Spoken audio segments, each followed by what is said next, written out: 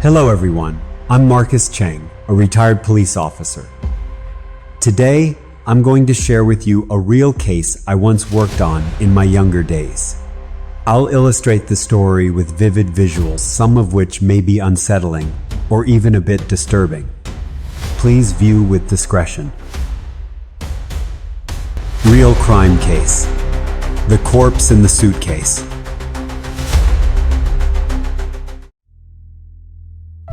In 2016, a crisp, cool autumn morning gently enveloped the city of Hong Kong.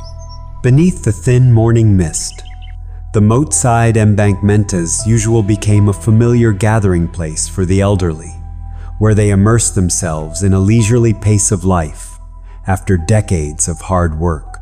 The sound of footsteps mixed with birdsong, and the damp scent of morning dew mingled with the faint fragrance of wildflowers along the banks.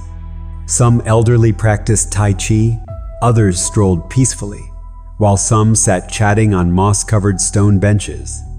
Among them was a tall, robust old man with a full head of white hair, but a still rosy complexion. He stood by the railing, stretching his legs to warm up, his movements smooth and practiced as if he'd done them for decades. No one among them could have imagined that this seemingly tranquil morning would mark the beginning of a chilling series of events. Just as he was about to switch legs, the old man's eyes casually swept down to the slow-moving water below. A familiar sight, but today, something seemed off, making him furrow his brows. Near the edge of the bank, where reeds grew thick and wild, something pinkish-gray peeked out a large suitcase. But what caught his attention most was its shape. It was unnaturally swollen, as if something very large was inside. The old man frowned slightly. A few possibilities flashed through his mind. Garbage? Discarded belongings? Or had someone secretly dumped something illegal? The suitcase seemed to have drifted into this spot, covered in mud and with one side soaked from the water. A strange feeling crept into his chest, an indescribable gut instinct, like a hazy warning from a lifetime of experience.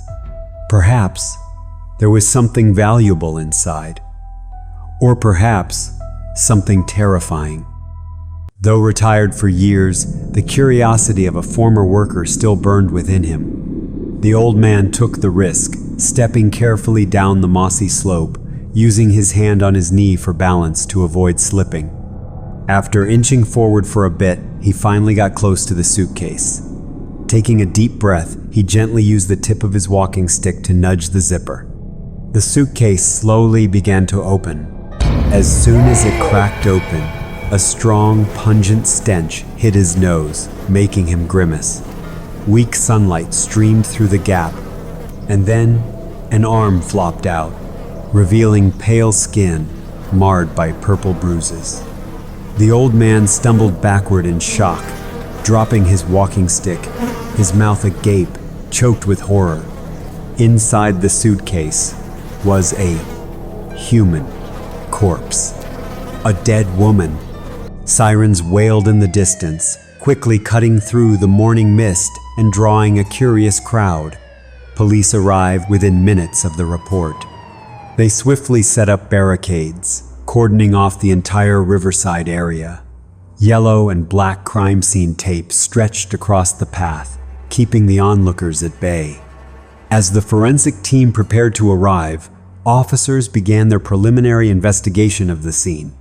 A wave of tension rippled down the riverbank like an invisible tide. In the forensic lab, the cold fluorescent lights illuminated every detail of the woman's body. Gloved hands worked methodically, scribbling notes, and the click of cameras echoed steadily. The chief medical examiner, a middle-aged man with deep-set eyes, began his inspection. Initial signs suggested this was no ordinary death. They collected tissue samples, examined for signs of strangulation, and prepared DNA comparisons with the criminal database. A crime was gradually being pieced together through layers of skin and every bruised mark. After nearly 8 hours of examination, preliminary results emerged. The victim was female, around 30 years old, approximately 160 centimeters tall. There were no identification papers in the woven bag, and her fingerprints were partially destroyed due to prolonged water exposure. However, forensic experts still managed to extract partial fingerprint data. While waiting for results from the database, police began reconstructing the victim's profile.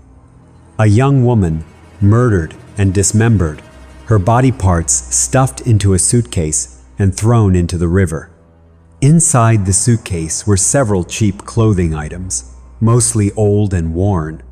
But what drew the investigation team's attention was the victim's underwear. It was high-end, from a luxury brand found only in upscale shopping centers. This contrast puzzled the task force.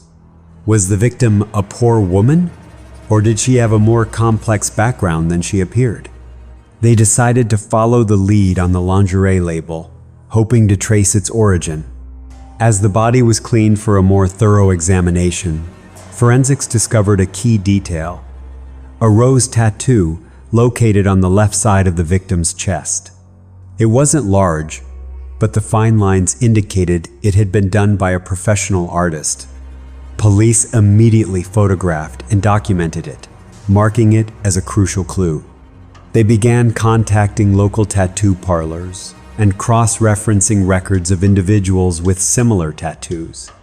It was a slim lead, but any detail might be the key to unraveling this dark and disturbing case.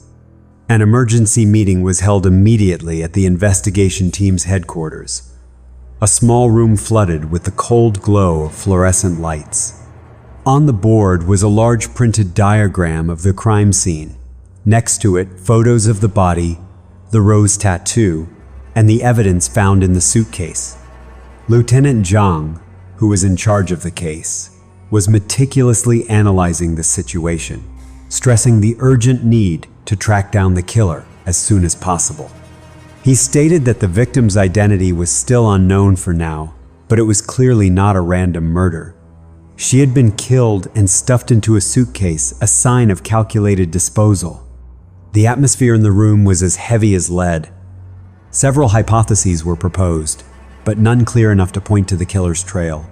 The forensics team analyzed the victim's profile based on what was left. Her skin was smooth and fair, untanned. Her nails were well groomed. There were traces of lipstick on her lips, though faded due to water exposure. This was not a woman who worked in the fields, nor was she involved in manual labor. One investigator remarked that the woman likely enjoyed beautifying herself and wore makeup frequently. She clearly lived in an urban setting, or at the very least was someone who interacted with a higher than average level of social life. The physical analysis continued to shape the image of the victim, a woman who might have lived a double life. Details about her branded lingerie led police to lean toward the theory that the victim may have worked in a sensitive service industry. Coupled with her well-maintained appearance and the mismatch between her cheap outerwear and luxurious underwear, the investigation team speculated the victim could have been a sex worker or someone involved in similar activities. Lieutenant Zhang calmly stated that he did not wish to judge the dead, but if this theory held true, the circle of suspects would have to be expanded to include clients, brothel operators, and unregistered motels. The forensics team released their official conclusion after completing the autopsy. The cause of death was mechanical asphyxiation. There were faint marks around the neck, consistent with strangulation by hand, or a soft object, possibly a towel, cloth, or belt. There were no other major injuries, indicating that the victim was not tortured or beaten before death. The report clearly stated that the victim had been strangled to death approximately 3 days prior to the discovery of the body. This further supported the theory that the killer had a clear motive and carried out the act in a discreet, controlled environment. Despite the valuable insights provided by the forensic team, identifying the victim remained extremely difficult. The body had been submerged in water for several days, causing the skin on the fingertips to swell and peel. Technicians attempted to recover the fingerprints using chemical methods, but the results were faint and not immediately usable. Meanwhile, the national database had not returned any matches. Police were forced to temporarily shift focus to other clues: the tattoo, lingerie, and other body identifiers. The tech lab light stayed on late into the night. In front of a screen displaying magnified fingerprint images, a technician shook his head, eyes never leaving the keyboard. He told the entering investigator that the prints were severely damaged, so they were now using electronic recovery methods, but there were still no matches in the system. More time was needed. Lieutenant Zhang sighed. He knew that time was the enemy in every criminal case. Without confirming the victim's identity, every other lead was like searching for a needle in a haystack. For now, he would let the forensic team work. The police's task was to broaden the investigation, start with the tattoo and the lingerie. 2 urgent investigative paths were assigned. One team was tasked with inspecting tattoo parlors across the city, from licensed establishments to underground shops hidden in motels and bars. The other team visited high-end fashion boutiques, inquiring about the lingerie worn by the victim. The list of tattoo parlors was long. Each day, investigators carried a photo of the rose tattoo to ask around if any female clients had recently requested such a design. Most shop owners said they had never seen it before. They noted that the rose looked roughly done, like a beginner's attempt. The lingerie was even more challenging. While the design was luxurious, it wasn't exclusive. Hundreds of stores could have sold a piece just like it, and none kept customer records. A week passed before they finally found a lead at a small tattoo shop beneath an old apartment building in the city. The shop owner recognized the tattoo as his own work. He told the officer that over a year ago, he had tattooed that exact rose design for a female client. He remembered her clearly because she was quite beautiful and lived in the old apartment building above. The tattooist also shared some details about her occupation. She indeed worked as a sex worker. She was very discreet, slept during the day, and only went out to bars at night, returning home early in the morning. With the new information about the girl, the National Fingerprint Database finally began to yield results. The 3D interface started analyzing intersecting points. The scanning pace accelerated, and frame after frame appeared before the investigators' expectant eyes. A beep echoed through the control room. The result appeared.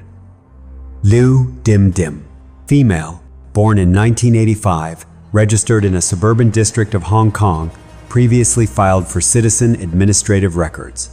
No criminal history. A name, a photo, an electronic file. The final piece of the identity puzzle had been put in place. The next morning, a task force was dispatched to Liu Dim Dim's registered address.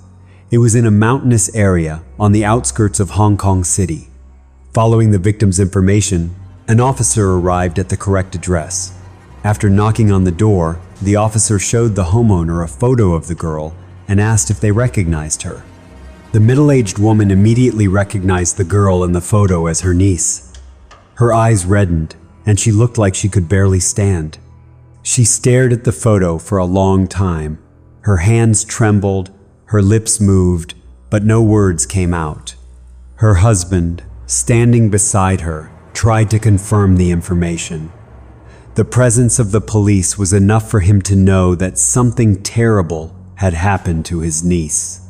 After inviting the police officers into their home, the elderly couple began providing information about their niece, Liu Dim Dim. The woman choked up as she explained that Liu Dim Dim had lost both her parents 3 years ago. Since then, the girl had moved in to live with them. Last year, she said she wanted to go to the city to work and earn money, so the woman agreed.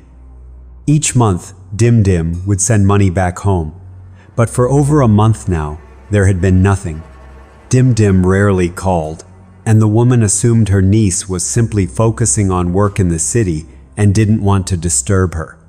The police, in order to keep information confidential for the investigation, only told the couple they were looking into Lu Dim Dim's whereabouts and didn't disclose that she had died. Then the woman added that just 2 days ago, the girl had still been texting her. The police were surprised and asked if she might be mistaken. However, the aunt pulled out her phone and showed them the messages. The conversation was still there, with clear timestamps, all after the time the forensic team had determined Dim Dim was already dead. One of the investigators turned pale and quietly questioned, "If Dim Dim is dead, then who's using her account?" There was another piece of information. Dim Dim had recently been arguing a lot with her boyfriend named Jukun, a man a few years older than her, living in a neighboring city. The couple added that every time she changed her number, Jukun would always find it again. Dim Dim even once said, "I might be able to escape from anyone, but never from Jukun." That statement cut like a knife, slowly slicing through what little piece remained. A name was beginning to rise at the very center of the storm. The police decided not to confront him directly. They asked Dim Dim's mother to call Jukun and pretend to check in on her daughter, asking if he had seen Dim Dim lately, if she was doing well. On the other end of the line, the man's voice was clear. He said Dim Dim was gone. He claimed that she had told him she was going to Macau on the 20th of August to look for work and hadn't contacted him since. An investigator immediately made a note. Departure date confirmed, 8/20. After the call ended, Captain Zhang turned to his assistant, raising doubts because he remembered that detail vividly. It was too specific, too soon to recall such a precise date without a reason. Not everyone can remember an exact date unless something significant happened that day. But according to their records, the 20th of August held no special meaning. No birthdays, no festivals, no notable events. A suspicion suddenly sparked. Could that be the day he killed her? What drew the most attention wasn't what he said, but how he said it. He seemed intent on emphasizing that date. The repeated mention made it feel less like a coincidence and more like a clue. A quick background check was conducted. The technical team located Ho Jukun's current residence, a rental unit near the southern industrial zone of the city. Without delay, police were dispatched to bring Jukun in for questioning.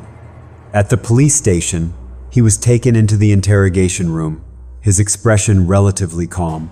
He sat down, looked around, and tried to give a polite smile, asking why he had been summoned. Two investigators sat across from him and began the interrogation. Jukun repeatedly deflected questions and denied any romantic relationship with Lu Dim Dim. He claimed they had broken up and hadn't seen each other since. Meanwhile, another investigative team was sent to search Jukun's residence.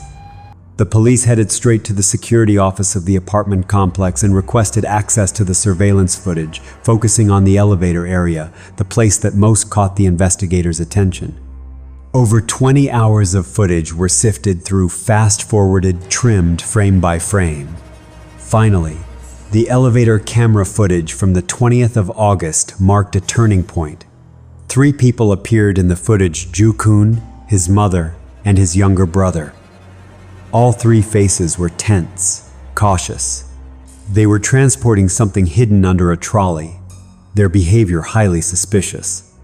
The lead investigator clenched the case file tightly. There was no doubt anymore. He wasn't acting alone. With such damning evidence in hand, the team leader didn't need to ask much.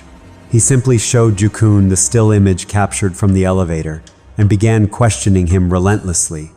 Jukun's eyes flickered. His breath quickened. There was no way out. And then he said the words every investigator had been waiting for. He confessed to killing Lu Dim Dim. His voice was hoarse, his eyes clouded, cast downward. He recounted how everything had been sweet in the beginning. Lu Dim Dim said she worked at a fashion store. They met online, went on dates, and fell in love. The feelings were real. The promises were sincere. He once thought he would marry her. But what happened afterward turned into a nightmare. He said at first she was gentle, always texting and calling him, so he believed everything she said. She claimed she worked retail in a fashion shop. He had no reason to doubt her. But the night she didn't come home, the interrupted calls, the secretive messages, he began to suspect. One day, he secretly checked her phone, and everything fell apart. Love turned into doubt. Ho-Ju-kun began to realize those nights when Lu Dim Dim didn't come home weren't because of night shifts at the fashion store as she claimed. The messages on her phone were like knives stabbing into his pride. Clients, prices, appointments. There was no love in any of it. His fist clenched.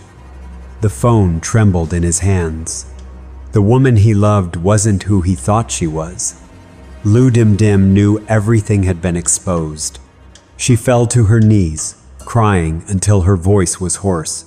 She said she had no other choice. Her aunt needed money for medical treatment, and she had no way out. Those words felt like salt on his wounds, but he didn't shout, didn't hit, didn't break anything.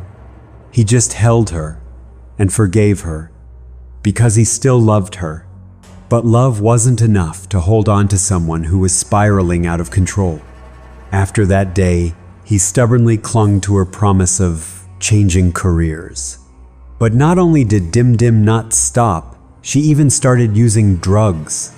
She became thinner, more impulsive, and they fought constantly, often over the smallest things. The small home, once filled with joy, was now saturated with suspicion, bitterness, and despair. Then came the day when he realized he couldn't take it anymore. His job was unstable, his income meager, not nearly enough to support someone who always wanted money, drugs, and fancy clothes. And then the inevitable happened.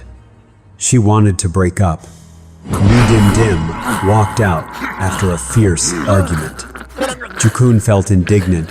He had loved her, pampered her for so long, until he was drained, and now she scorned him and demanded a breakup. He felt furious and resentful. Blinded by rage, he wrapped his hands around her neck. There was the sound of struggling, the stomping of feet, and then silence.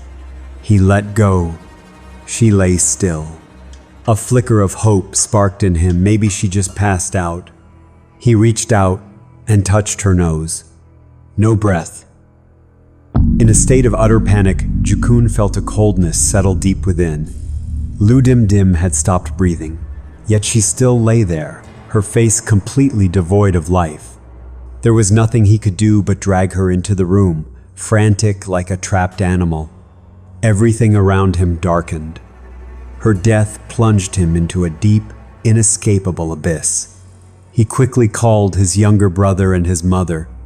Cold sweat covered his forehead as he desperately begged them to come. Immediately, he didn't know what to do. After hanging up, he collapsed to the ground, staring at her lifeless body in despair. It was all too late. When his mother and younger brother arrived, Ju-kun sat silently, not daring to meet their eyes. After a long silence, his mother and brother decided they would help him deal with the body. This couldn't be discovered, because now both of them were accomplices. There was no other way out. Together, they dragged the girl's body into the bathroom, used a cleaver to dismember her into small pieces, then stuffed them into a large suitcase. Then all three of them took the suitcase to the riverside and threw it in to dispose of the evidence. They made up a story that Lu Dim Dim had gone to Macau. They said she used a fake ID and couldn't be contacted anymore, a simple, believable excuse. And to avoid raising suspicion, Jukun continued using Lu Dimdim's phone number to text her aunt back in the countryside. The police wouldn't find anything as long as no one knew the truth. They couldn't let the truth be revealed. In the end, Jukun realized that what he once thought was just a moment of recklessness now came with an unbearable price. He hadn't just taken the life of an innocent woman, he had destroyed his own life. And with him, his brother and mother were dragged into the whirlpool of sin he created. One moment of weakness, one mistake, and now he would have to face all its consequences. There was no escape.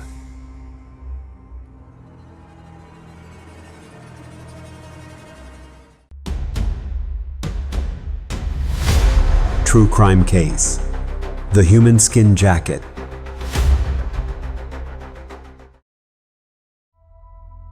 The 14th of February, 2005, a man named Jack rushed into the district police station. As soon as he opened the door, he hastily said, "My wife, Su-yan, has been missing for 2 days." His voice trembled with anxiety. The police chief put down his pen, looking straight at the man, shaking with worry. After inviting Jack to sit, the officer asked him, "When was the last time you saw her?" "The morning before yesterday," Jack replied, trying to remain calm. His face paled, his hands tightly clasped together. The officer nodded, beginning to take notes. With his experience, he knew well that every passing moment could mean life or death in a missing person case. In the small interrogation room, the white light highlighted every worried line on Jack's face. The police chief probed further. A 2-day disappearance often points to marital conflict, one partner leaving to seek space. "What's the state of your relationship?" Jack was slightly taken aback by the question but quickly responded, "We didn't argue. She didn't say she was going anywhere." "Our relationship is fine," Jack said slowly and deliberately. "No big fights, no serious conflicts." The police chief nodded, his sharp eyes showing skepticism. All testimony needed to be verified with concrete evidence. Jack sat still, hands clasped, back slightly hunched, his face clearly etched with anxiety. Could she have gone somewhere?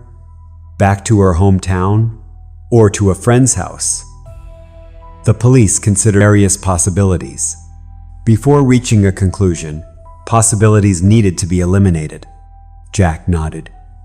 "I thought so too, but when I called her phone that day, a man answered, then hung up immediately." The officer frowned, tension evident. "Did you call back?" "Yes. I called again the next day, but it was still a man's voice, not hers." The answer made the air in the room thick. The chief knew such calls could signify a dire situation people dared not imagine. After taking the full statement, the police chief closed his notebook and slowly told Jack, "Go home for now. We'll contact you immediately if there's any news." Jack nodded, his face full of apprehension. He left the room like a man carrying the weight of helplessness. When the door closed, the police chief remained seated, tapping his fingers lightly on the table. A missing woman. A man answering her phone. They needed to start the investigation immediately, before it was too late. As soon as Jack left the station, the investigation team immediately got to work. The police chief ordered the extraction of all of Su-yan's personal data, phone records, bank accounts, mobile location information, and they found their first leads. On the second day after her disappearance, her entire bank account was emptied. The timing was frighteningly coincidental. The police chief silently clenched his fist. The left due to marital conflict theory was incorrect. Someone had gained access to the victim's personal assets. This was very likely a robbery and kidnapping. From the bank data, the police quickly identified the withdrawal location, an ATM near a market. The technical team extracted the surveillance footage from there, and the image came into clear focus. A man, around 40 years old, entered the frame looking furtive. He wore an old shirt, carried a tattered leather bag, and wore a baseball cap pulled low, covering nearly half his face. The transaction lasted less than 3 minutes. But in those 3 minutes, the camera opposite the ATM fully captured his face during the transaction. Based on this, the police immediately compared his image with criminal records. Within just a few hours, the police facial recognition system returned a match. The man's identity was instantly confirmed. Named Lee, no stable job, previously arrested for petty theft and disturbing public order. He was homeless, often frequenting cheap lodging houses on the outskirts of the city. The police chief looked at the file, a steely, hard smile forming. Someone like Lee couldn't suddenly possess the bank account information of a missing woman unless he had direct contact with her. And if so, Shuyan might have fallen into this man's hands.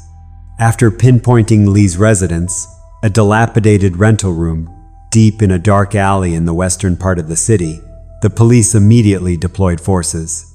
An undercover reconnaissance team posed as neighborhood committee officials, knocking on the door under the guise of checking residency. The door opened slightly. Lee poked his head out, eyes wary. "Are you Lee? We need to verify some residency information." Before he could react, 3 officers stormed in, swiftly handcuffing him. "On what grounds are you arresting me?" "I haven't done anything," Lee screamed, struggling like a cornered animal. But his movements were futile against the surrounding officers. The police chief entered, face expressionless. He gestured, "Search everything." The technical team spread out, turning over every corner of the cramped room. On the table, a half-eaten bowl of noodles still steamed. Under the bed, an old handbag was stuffed deep inside. The more Lee screamed, the quieter the police became. And then, a voice called out, "Found it!" From inside a drawer, the police pulled out 2 undeniable pieces of evidence: a mobile phone and a bank card bearing Zhu Yan's name. The police chief picked up the phone, turned to face Lee directly, his voice icy. "Where did this phone come from? Where is the woman now?" Lee's face went pale. Lips pressed tightly together as if trying to hold back something desperate to escape. He swallowed hard, his eyes frantic. Lee lowered his head, his voice becoming choked. She's dead." The officer stood frozen. No one asked further questions, because everyone understood that statement was the death sentence for Shuyan's fragile hope of survival. Lee slumped his head down, like someone who had given up resisting after being exposed.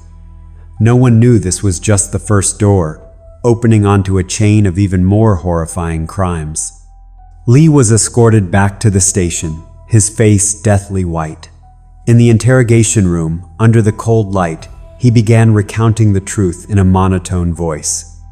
Initially, the police thought this was just a robbery involving kidnapping, a homeless man coincidentally targeting a vulnerable woman. But Lee's first few statements left the entire investigation team stunned. This was an organized murder. He wasn't alone, and Shuyan wasn't the first victim. The police chief's face darkened. What they were facing was no longer an ordinary case, but a gateway opening to an unprecedented chain of dark crimes. "It wasn't just me," Lee began, eyes fixed on the table. "There were 3 of us, posing as private investigators specializing in infidelity cases."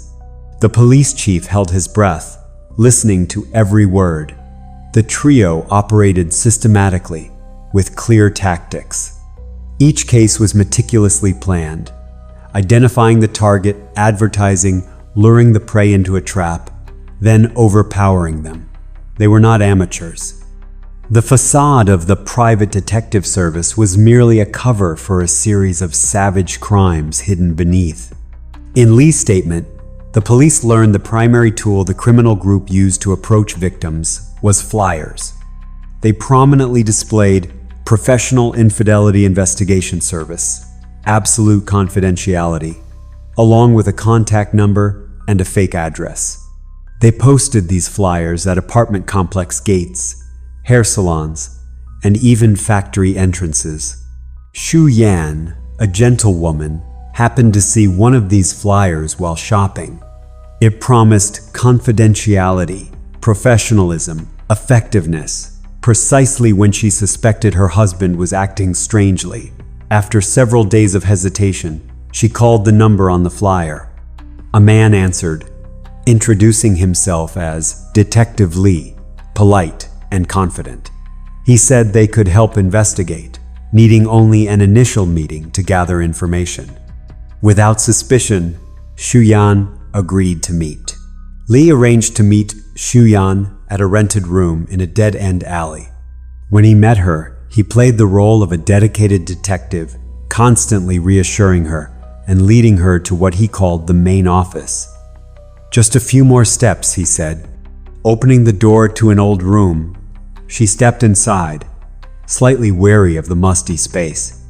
Besides Lee, 2 other men were inside, making her feel extremely tense and uneasy. She turned to leave, but the door slammed shut behind her. The dry click of the lock extinguished all hope. Xu Yan realized she had just walked into a deadly trap with no way out. They didn't need to say much, offering her no chance to plead. They stripped her naked, ignoring her cries, ignoring her desperate pleas. Xu Yan was thrown into a small, dark room, the door locked tight. That was the last time she saw the light of freedom. In the thick darkness reeking of blood and mold, she lay curled up, body aching, spirit shattered. With every passing second, she wished it was just a nightmare. But reality was far more brutal than anyone could imagine. The room where Xu Yan was held captive was a windowless, dark chamber, walls lined with soundproofing foam, the floor cold earth, stained with unknown substances. The police later called it the torture room, because that was its true purpose. Lee and his accomplices had turned this place into a site for rape, interrogation, and torture to extract information. All torture instruments were crude, cruel, and deliberate. Xu Yan was imprisoned not only physically in darkness, but also mentally in harrowing despair. There, time stood still in sheer horror. Xu Yan gradually realized the horrifying reality around her. On the ground, she saw dried blood. Near the wall base, a large clump of hair lay scattered, mixed with the smell of mold and the metallic tang of death. She couldn't breathe. This wasn't the first time they had done this. Fear turned into absolute terror as she understood. Those who came before might no longer be alive, and she could be next. In her heart, all hope of rescue slowly crumbled amidst the ghastly room. Then, they began the brutal torture. They tormented her relentlessly, physically and mentally. Finally, unable to bear the agony, amidst choked sobs, she was forced to reveal her bank card password. And that alone was enough to end her life in the eyes of these demons in human form. Once they had the information they wanted, Xu Yan held no more value to them. The 3 perpetrators stood in the dark room, looking at the ravaged woman, her body bruised and battered. One of them pulled out a nylon rope, strangling her until her body stopped struggling. Xu Yan's eyes slowly dimmed, her last breath extinguished in silence. That night, darkness swallowed another life, just as it had swallowed others before, and the monsters moved on, as if nothing had happened. In the interrogation room, Lee sat with his head bowed, hands still cuffed, sweat pouring despite the freezing room. The police chief, who had heard countless confessions in his career, couldn't maintain his composure this time. "What else did you do?" he roared, his voice thick with fury. "You better tell us everything. Your only chance for leniency is right now." Lee flinched, looked up for a fleeting second, then bowed his head again. His face was deathly pale. There was no escape. He sighed heavily. And then, the next horrifying truths were revealed, leaving everyone breathless. "Not just Su-yan," Lee began mumbling, as if pulling ghosts from his memory into the light. Before her, we had killed several prostitutes. In the interrogation room, everyone listened in silence to his wicked testimony. He continued, explaining the trio had been active for years, unsuspected because their targets were prostitutes, women living on the margins of society, often without family, whose disappearances went unnoticed. This was why the demons had evaded the law for so long. The ringleader, Wang, was no stranger to police files. He had been in and out of prison frequently for petty theft, fraud, and fighting. His time behind bars didn't reform him. It only made him craftier, colder. No one suspected that after his most recent release, he would become the mastermind of numerous bloody crimes. After getting out of prison, Wang rented a small stall in a workers' market, selling work clothes. People often saw him sitting quietly amidst dusty merchandise. This job didn't bring much income, not even enough to live on. So, at night, he worked selling grilled meat skewers. Through this, he got acquainted with some local gangsters. Working 2 jobs still wasn't enough to cover Wang's expenses. One day, by chance, he noticed the prostitutes quietly passing through the market corner, lightly made up, eyes weary.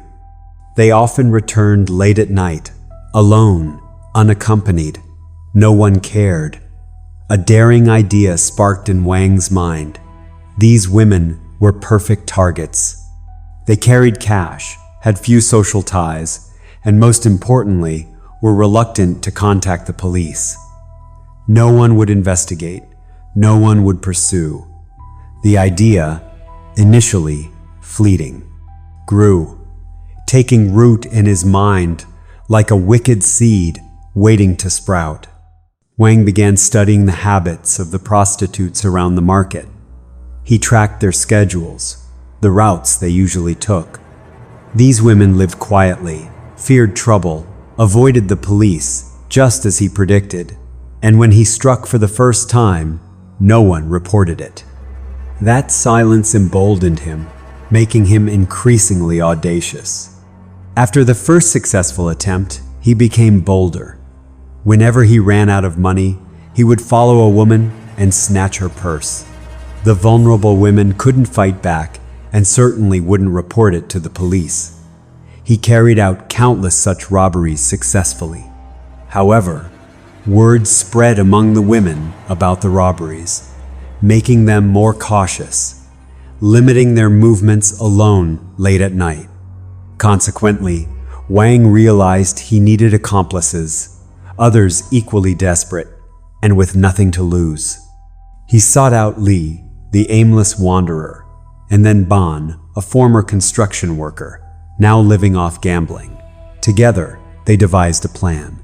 They decided to change their approach, luring victims using the cover of a private detective service, specializing in infidelity investigations. Since forming the group, they continued targeting prostitutes. Sex workers often associated with various men. After identifying a potential target, they would use their detective facade to observe her. Once a target was confirmed, they would act. Under the guise of private investigators specializing in infidelity, Wang's gang set a perfect trap. They approached victims, pretending to investigate an infidelity case requested by a client, asking the woman to cooperate. The victims easily believed them, as sex workers encountered many clients daily. Once the victim fell into the trap, they were taken to the rented room, subdued, robbed, and then raped. After their assaults, they left no bodies behind. They disposed of the corpses in a way so brutal it defied imagination. Dismemberment, followed by the use of sulfuric acid to obliterate the evidence. In the room behind the rental house, police later discovered corrosion marks on the cement floor, traces of concentrated acid once poured over human bodies. The acrid smell of chemicals mixed with blood and burnt flesh made even seasoned officers turn away. Each case was concluded with the liquefaction of the body, making the victim vanish as if they had never existed. During interrogation, Lee revealed a chilling fact. Wang had studied anatomy, not in school, but through books, foreign videos, and medical documents found online.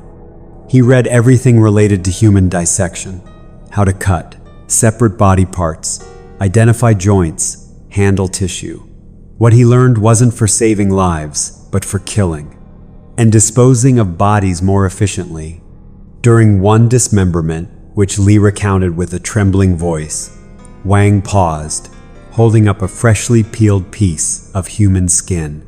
He turned to Lee, then let out a blood-curdling laugh. "How about it?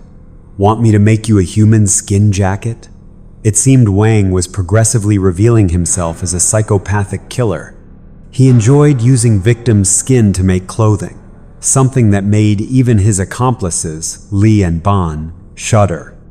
Immediately after finalizing Lee's statement, the police formed a special task force and raided the rental house used by the criminal group for imprisonment and murder.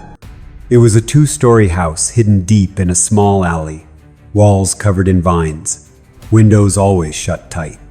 The police burst through the door. No screams, no resistance, the house was empty. But the smell of chemicals and blood was still thick in the air. Everything was clear. This place had been the scene of horrific crimes. But Wang and Ban, the remaining two, had vanished. Fresh footprints on the cement floor and some half-eaten noodle packages in the kitchen indicated they had left not long before police arrived. While searching the house, an officer discovered a wooden cabinet. Upon opening it, everyone froze. Inside were clothes that appeared to be crudely handmade. The material resembled human skin, with rough stitching. Some pieces still had hair or fingernails attached, and showed signs of being cut from specific body parts. The initial conclusion from the forensic expert shocked the entire team. Highly likely this is genuine human skin. A ghastly silence fell over the room. Allowing no chance for escape, the police immediately issued a nationwide wanted notice for Wang and Ban. Files, portraits, and all identifying information were sent to all provinces, cities, border checkpoints, and high-crime areas. Special bulletins aired continuously on television and social media. Extremely dangerous, possibly armed, do not approach without law enforcement support. The wanted notice included a reward for accurate information. Public attention nationwide focused intensely on the newly exposed horrors. 2 years passed. In August 2007, a surprise check at a guest house in Jiangsu yielded results. A man using fake documents whose face matched Ban's wanted photo was identified. As police burst in, he tried to flee but was quickly subdued. While being handcuffed, Ban said nothing. He just lowered his head as if knowing this day would inevitably come. In 2009, in a small town near the southern border, Wang was arrested while working as a kitchen helper in a roadside eatery. He had changed his name, altered his appearance, and lived quietly for nearly 3 years. But no one escapes forever. A routine administrative check, seemingly innocuous, led to his capture. When handcuffed, Wang offered no resistance, spoke no words. Only his eyes still held that empty, cold gaze from before. Finally, all 3 perpetrators were brought to justice. The trial concluded with death sentences for all 3. The ultimate punishment had arrived, slow but deserved, and justice, though delayed, was served.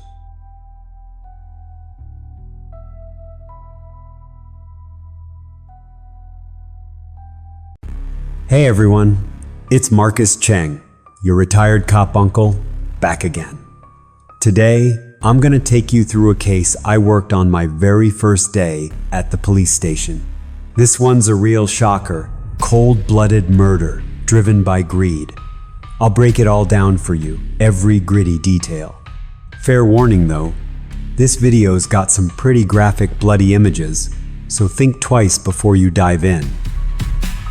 Real crime case. The brutal robber.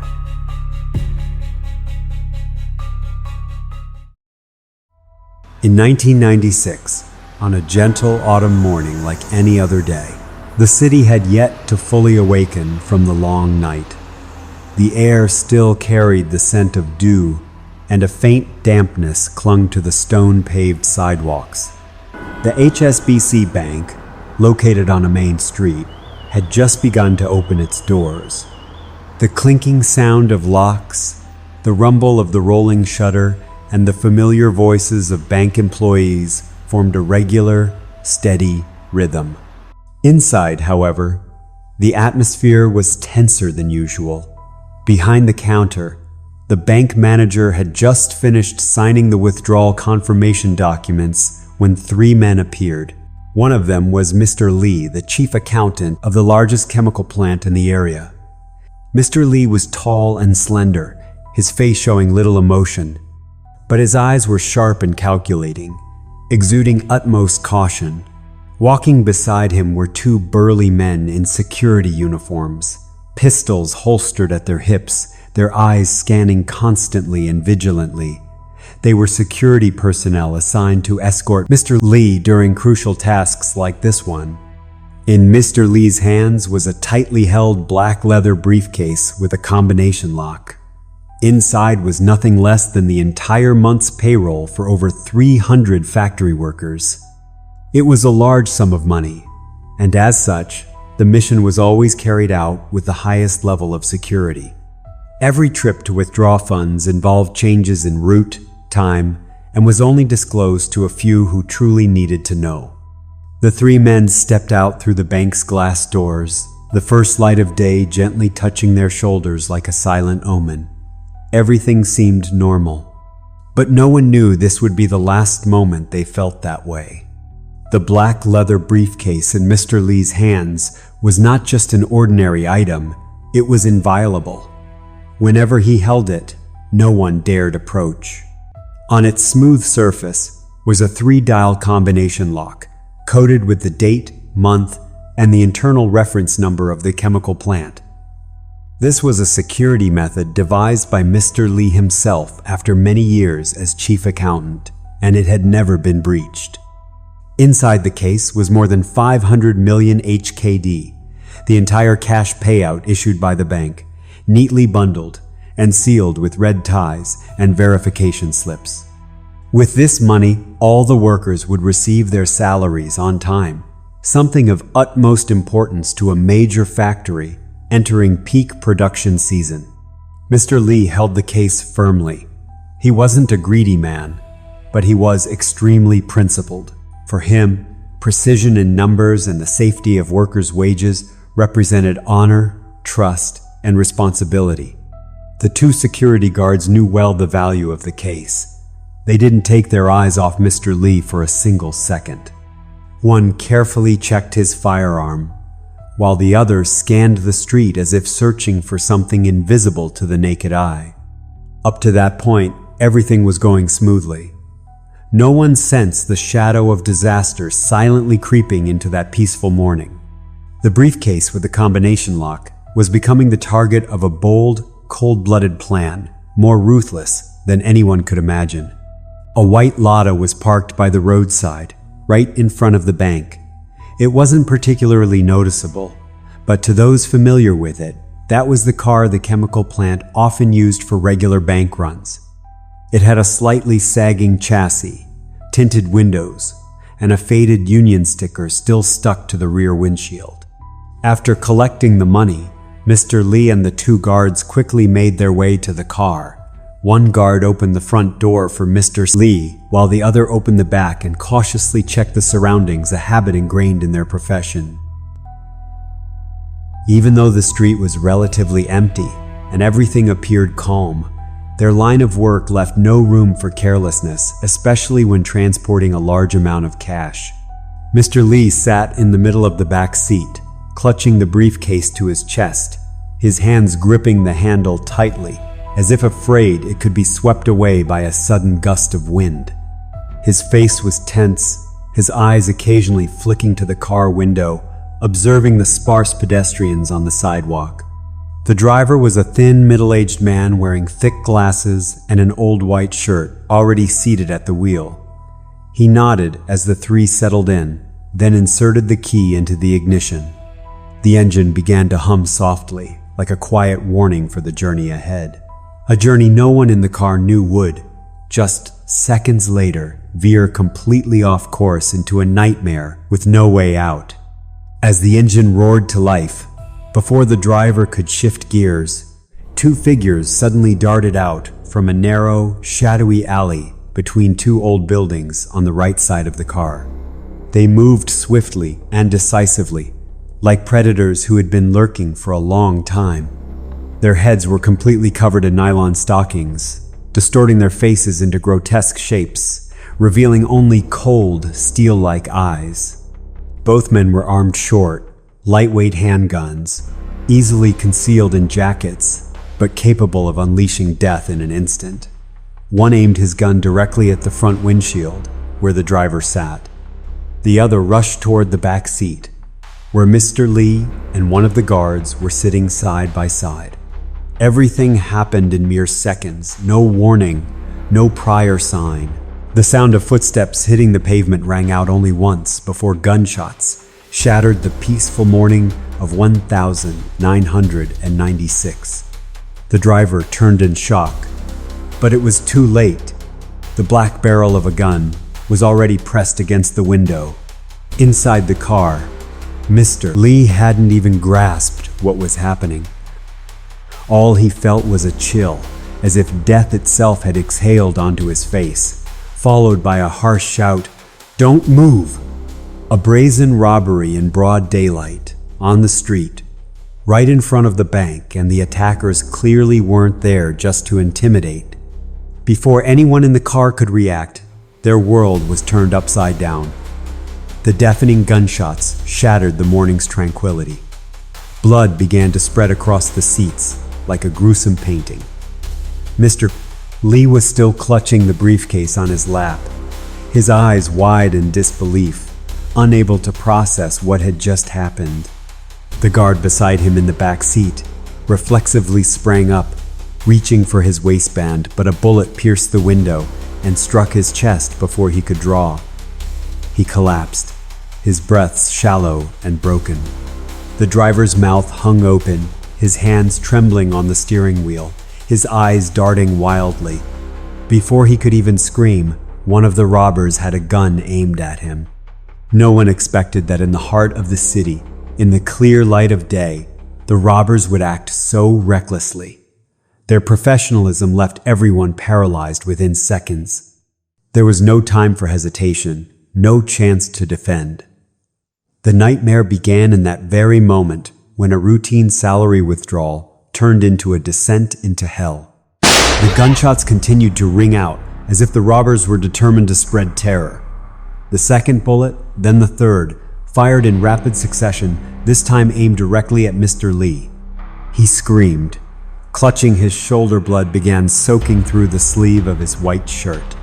His eyes widened as he stared at them, still gripping the briefcase as though the souls of hundreds of workers resided inside it. The second security officer in the front passenger seat also took a bullet.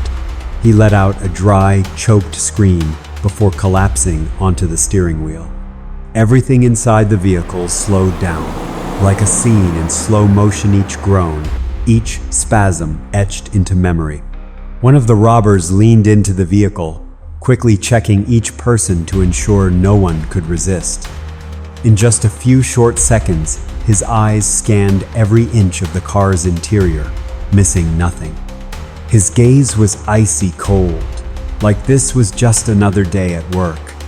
Outside, a few passers-by had stopped, staring in panic at the vehicle, but none dared approach.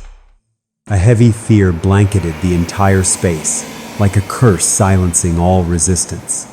The driver and the security officer in the front seat weren't spared either. A bullet pierced the driver's neck. He only managed a violent twitch before slumping over the wheel. Blood spread, soaking through his shirt, seeping into the dashboard, covering it like an unspoken farewell. The security guard in front, a former Special Forces soldier, still struggled. He reached for the gun tucked inside his chest pocket, but before he could draw it, a bullet sliced through the air and struck his shoulder. His final scream echoed, then all was swallowed by the chaos of blood and noise. In that moment, everyone inside the vehicle had been neutralized. The robbers moved as if they had rehearsed this dozens of times, fast, precise, ruthless. One stood guard, gun still aimed at bystanders, while the other lunged into the vehicle, yanking the blood-stained leather briefcase from Mr. Lee's limp hands. A car horn blared in the distance. A white taxi sat idling by the roadside, engine already running. Their plan unfolded flawlessly in less than a minute. The leather briefcase, secured with a combination lock, was now in the hands of the robbers. They retreated swiftly, without a word, leaving behind only blood and terror. One of them clutched the case tightly, running toward the waiting white taxi across the street. That car had been there from the start, a well-placed piece of the plan. The other followed closely, eyes darting in every direction, always alert. Both climbed into the taxi in an instant, doors slamming shut. The taxi roared, belching a thin cloud of black smoke as it sped off under the glaring sunlight. A crowd began to gather, but it was already too late. No one had managed to capture the license plate. No one dared to give chase. It ended as swiftly as a nightmare descending out of nowhere. In the heart of the city, peace had been torn apart. The briefcase containing over 100 million HKD in cash, the wages of hundreds of workers, was gone, as if taken in a cruel joke. As the two robbers crossed the street to reach their getaway vehicle, a pedestrian stood frozen, eyes fixed on every step they took. It wasn't curiosity, rather. It was a flicker of recognition, something familiar in the robber's walk or the jacket he wore. The trailing robber instantly noticed the look. He spun around, eyes blazing with rage like an erupting fire. In that breathless moment of silence, he snarled, voice thick with fury. "What the fuck are you staring at?" The man didn't even have time to turn and run before the cold, black muzzle lifted. No hesitation, no mercy, no fear. Just one sharp, decisive bang, and the man crumpled to the ground. The gunshot rang out like a death knell. Without missing a beat, the robbers dove into the white taxi. The doors slammed shut, and the driver, clearly in on the plan, stepped on the gas. The car surged forward, tires screeching, and leaving behind burnt black streaks on the pavement. The man who had just been shot lay still, blood gushing from his chest, staining the sidewalk red. The crowd erupted into chaos. Screams of panic echoed. Some people ran, others recoiled. Some raised trembling hands to cover their faces, while a few called for an ambulance. Others simply stood frozen, watching the taxi disappear. The vehicle weaved through the city streets like it had memorized the escape route. Every turn, every traffic, light precisely calculated. This wasn't just a robbery. It was a meticulously crafted, cold-blooded operation. That morning in 1996, the city was no longer a safe place. The piercing wail of police sirens shattered the chaos-filled morning. Less than 10 minutes after the gunshots rang out, law enforcement had already arrived at the scene. Police cars blocked off the road, and investigators quickly cordoned off the area with yellow tape, a tight perimeter drawn around the crowded street. Civilians gathered around, their faces still etched with confusion and fear. Some were held back for questioning, while investigators worked silently, photographing the scene, collecting shell casings, and marking the victims' positions with numbered plastic placards. The lead investigator, a middle-aged man with cold eyes and a brisk stride, knelt beside the blood-stained car. He quietly examined the bullet holes in the windshield, the blood on the driver's seat, then looked over at the man who had collapsed and died by the roadside. "These guys are pros," he muttered, his eyes gleaming with suspicion. Surveillance cameras in the vicinity were quickly reviewed. Scout teams were dispatched to search for the white taxi, the only clue they had so far. But the license plate? No one had gotten a clear look. The case was swiftly escalated to higher authorities. A full-scale investigation was officially underway, marking the beginning of tense days filled with relentless pursuit and mounting desperation. Preliminary information was confirmed and recorded in the initial investigation report. The chemical plant's accountant, 2 security guards, and the driver were all seriously injured and were now being treated at the hospital. As for the passerby, the unfortunate man who happened to be standing in the wrong place, facing the wrong direction, he died on the spot. The scene still bore the stains of blood not yet dried. The only thing taken was a leather briefcase with a combination lock, containing hundreds of millions in salaries intended for the factory workers. This wasn't just a petty robbery. It was a brutal blow to public trust and social order. Investigators quickly concluded this was not a spontaneous act. The culprits had planned every detail, from choosing the exact time when the bank opened to knowing the factory's cash withdrawal schedule, preparing an escape vehicle, and even demonstrating precise firearm skills, enough to incapacitate everyone in mere seconds. The crime sent shockwaves through the entire region. News outlets jumped in, releasing urgent bulletins. Checkpoints were set up, but amidst the sea of people and vehicles, the white taxi had seemingly vanished into thin air. A troubling question arose. How did they know the exact timing? Was there an inside informant? The manhunt was no longer a simple search. It had become a race against time, against the cunning and brutality of a truly professional criminal organization. Due to the severity and brutality of the robbery, the city police immediately mobilized their forces and established a special task force. Seasoned investigators were brought in, along with forensic experts, criminal detectives, and crime scene technicians. At headquarters, tension hung thick in the air.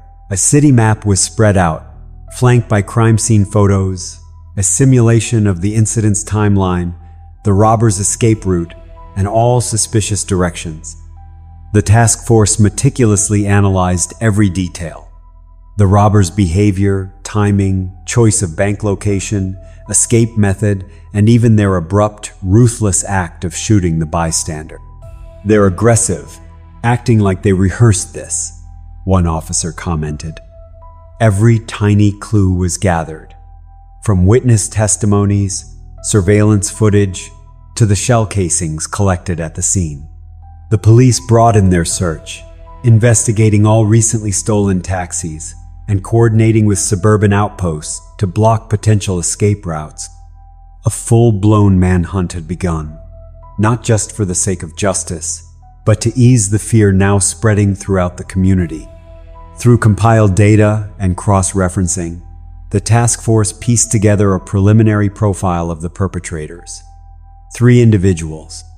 2 of them carried firearms, Type 54 pistols, formerly used by the military, and executed the robbery without hesitation. The third was the driver, who never showed his face and waited in the white taxi, ready to flee. All 3 wore black nylon stockings over their faces, a simple yet effective way to conceal their identities. Their outfits were tidy, they wore soft sneakers, and every movement suggested they were far from amateurs. One detail especially caught the investigators' attention. How were they so certain the briefcase with the combination lock contained the money, and that the right person was carrying it?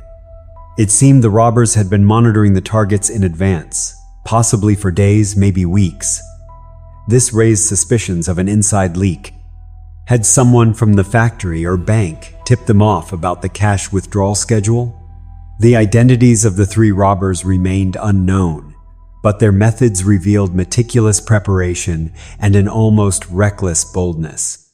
The one calling the shots may not have pulled the trigger, but was undoubtedly the mastermind, and that was the real danger. That same afternoon, while the entire city buzzed with news of the crime, an anonymous phone call to the police station unveiled a new lead. The caller, his voice hoarse and panicked, reported that a white taxi had been abandoned in a vacant lot on the outskirts of town. The car doors were unlocked, and there was a strong smell of gasoline coming from inside. A team was immediately dispatched to the scene. The location was a barren piece of land, with only a few sparse bushes and a red dirt path marked with tire tracks. The taxi sat there, alone under the scorching sun. A thick layer of dust obscured the license plate, but the fresh mud clinging to the tires showed it had arrived not long ago. The first young police officer to approach the car immediately raised his hand to signal a stop when he noticed something unusual, a strong smell of gasoline coming from inside. The car door was slightly ajar, and on the floor was a large, irregular puddle of gasoline, as if it had just been hastily poured. In the front ashtray, a mosquito coil had burned halfway and gone out at some point. They intended to burn the car, an older investigator confirmed, carefully shining his flashlight inside. Probably wanted to destroy the evidence, but maybe the wind or someone interrupted them. The entire team put on gloves, opened all the doors, and began a thorough search. It was the calm before the storm. They had no idea something even more horrifying was waiting in the trunk. The officer opened the trunk slowly, cautiously, as if one wrong move might shatter a terrifying secret. Inside, the flickering light revealed an unmoving figure. A male body lay curled up, his head tightly wrapped in a black plastic bag. Dried blood stained the front and back of his shirt, mingling with the pungent gasoline fumes still hanging in the air. The sight sent a chill through everyone present. The investigation team quickly secured the scene and called in the forensics unit to conduct an autopsy. Under the surgical lights of the specialized vehicle, forensic experts confirmed the cause of death, a single bullet to the head at close range. The bullet had pierced from the left temple to the right, causing instantaneous death. On the victim, all identification documents and his taxi driver license were still intact. The documents identified him as Lu Zhonghai, 39 years old, a freelance driver specializing in night routes. Lu had no criminal record. He was an honest, hard-working man who, tragically, had become a sacrificial lamb in the robbers' brutal plan. One of the investigators whispered, "They killed him to steal the car, then tried to burn the body using a mosquito coil. A horrifyingly calculated act." A heavy atmosphere enveloped the area like. The car itself was soaked in the stench of death. What initially seemed like a simple robbery had now escalated into serial murder, and the perpetrator was still lurking in the shadows. As the forensics vehicle transported the body away from the scene, another inspection team continued searching the abandoned taxi. Every stain, cigarette butt, and strand of hair could be a clue to the killer. On the car floor, there were faint footprints left in dry mud, with the heel imprints deeper suggesting a hurried escape. Police immediately photographed and collected samples to trace the type of shoe. On the steering wheel and gear shift, fingerprints had been wiped, but not completely. A forensic specialist sighed. They were careful, but they might have still left something behind. In the back seat, they found a cheap local cigarette pack, the kind often used by street thugs. according to investigative experience. But what caught the team's attention most was a burnt-out mosquito coil lying on the floor. Nearby, a dark gasoline stain had soaked deep into the seat cushion. After verifying the identity of the body found in the trunk, the task force confirmed. The victim was Lu Zhang, driver of the white taxi used by the robbers during the crime. The forensic report was delivered to the investigators later that day. The estimated time of death was 2-3 hours before the taxi was abandoned, matching the time window of the robbery. The cause of death was a gunshot to the head at extremely close range. There were no signs of struggle indicating Lu had been attacked suddenly, with no chance to resist.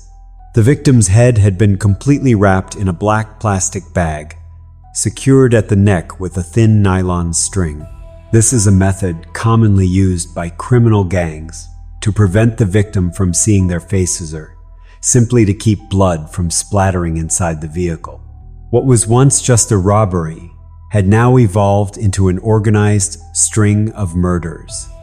3 lives lost, and many questions remained. Who were the killers, and where were they hiding? The investigation intensified. Local police and criminal investigators worked together, combing through every alley and suspicious location around the crime scene and the escape route. Dozens of witnesses were brought in for questioning, from residents near the bank and staff at roadside shops to taxi drivers operating in the area. From a vague description of one suspect's appearance and voice, a familiar face emerged in the memory of a nearby drink vendor. The old woman couldn't remember his name, but said she'd seen him loitering around the bank multiple times, always with a suspicious gaze. Police immediately reviewed the criminal records of known offenders in the area. After hours of analyzing statements and comparing data, they narrowed it down to one name: Jackie Ma.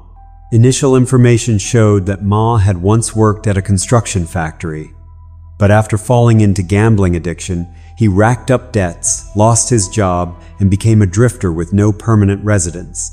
His thick record included multiple administrative penalties for disturbing public order, fighting, and petty theft. The task force decided to move quickly and apprehend him.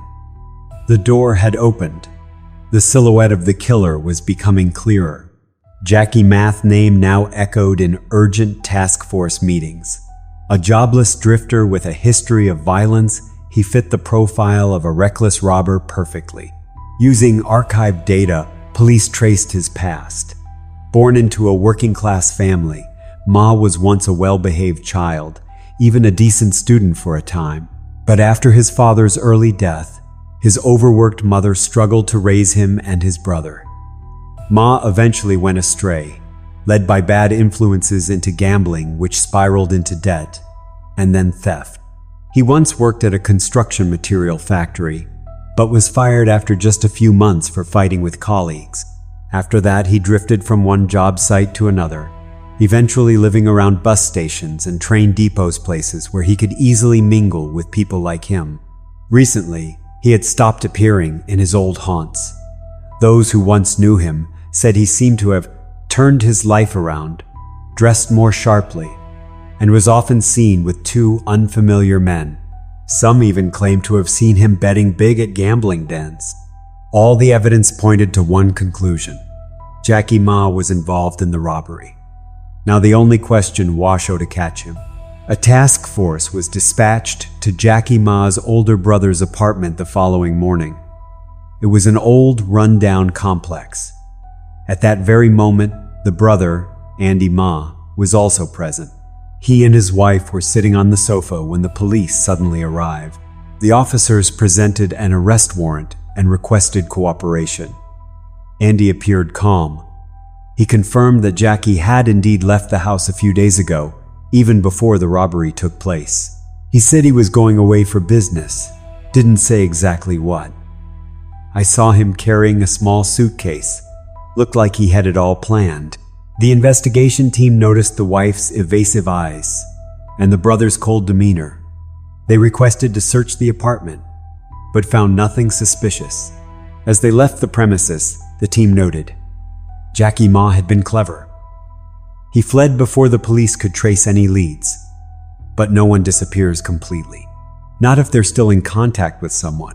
During a prolonged interrogation, Andy Ma, the suspect's brother, finally revealed an important detail. He said that since childhood, Jackie had a close friend named Chu Wang. They went to the same elementary school, played together constantly, and grew up side by side. They were inseparable, Andy said.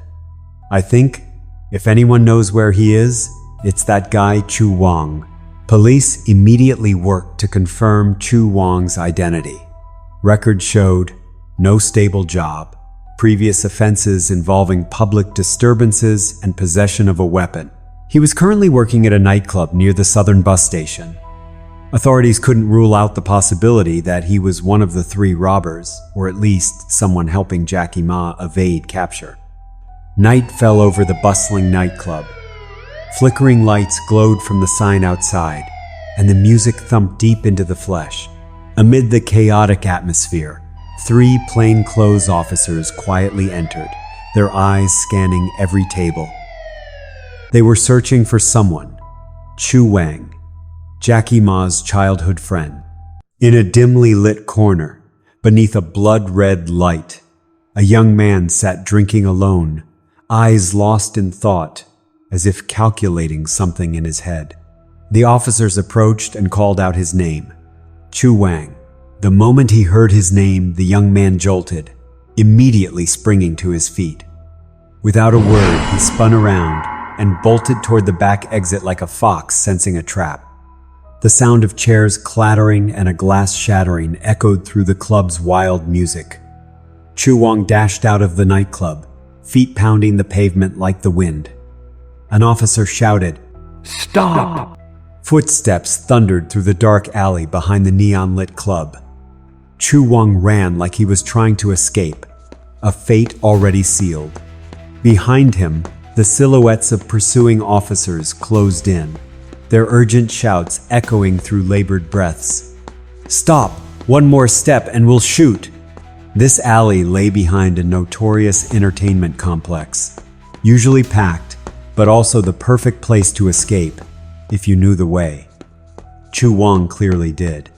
He veered left, sprinted past stacked trash bins, slipped on sewage water spraying everywhere, and then froze for a split second as he faced a tall brick wall. No way out. With nowhere left to run, Chu Wang whipped around. In that split second, he drew a pistol from behind his back, the move so swift and practiced, it was chilling. A gunshot rang out, tearing through the silence of the alley. The bullet screamed like a last cry from someone who knew death was coming. The officers dove for cover, shouting warnings over and over. "Armed and dangerous, prepare for engagement." Bullets sliced through the air.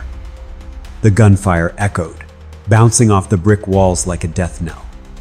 A fierce shootout erupted between the police and the desperate fugitive. Chu Wang fired wildly, hoping to create an opening to escape. One officer was hit. His partner, seeing him wounded, hesitated for a second to assist. But Chu Wang kept firing as he ran. Faced with a life-or-death decision, the officer chose to stop the suspect before more harm could be done. Sirens howled in the distance. Backup was on the way. The officer ducked into a safe spot, aimed at the fugitive, and returned fire with fierce resolve. Realizing he had no chance, Chu Wang made a desperate dash from his hiding place, hoping to outrun the bullets. But as he turned to flee, a volley of gunfire roared like thunder. Cold bullets tore through the night, striking his back, shoulder, and leg. Chu Wang staggered, then collapsed to the cold concrete, his blood pooling in a dark, widening stain. At the crime scene, police recovered Chu Wang's firearm. Forensics compared the bullets with those from the bank robbery. A perfect match. This gun was one of the 2 used to attack the bank employees. Now, the truth was beginning to surface, and the investigation entered a new phase, the hunt for Jackie Ma, the mastermind hiding in the shadows. After Chu Wang's death, The police quickly expanded their investigation into his social connections. They reviewed every call he made, every place he frequented, and every friend from his past. One name stood out: Zhang Tan, a well-known hustler who had once worked with Jackie Ma at a small factory in the suburbs before quitting to live off gambling and underground brokering. A surveillance team was immediately assigned to track Zhang Tan. After several days of observation, they discovered he was hiding out in a short-term rental apartment in an old collective housing block. When police stormed in, Zhang Tan had no time to react. He was subdued and taken to the station. At the investigation office, confronted with irrefutable evidence and the death of Chu Wang, the arrogance in Zhang Tan's eyes began to fade. He knew there was no way out. The police assured him, if he cooperated, leniency might be considered. This made him waver. After a long silence, Zhang Tan sighed and lowered his head. His confession began, hoarse and heavy, every word like a stone laid upon a sinful past. It all began when Jackie Ma fell into gambling. As the old saying goes, 9 out of 10 gamblers lose, and Jackie Ma was no exception. At first, he played just for fun, to kill time and test his luck.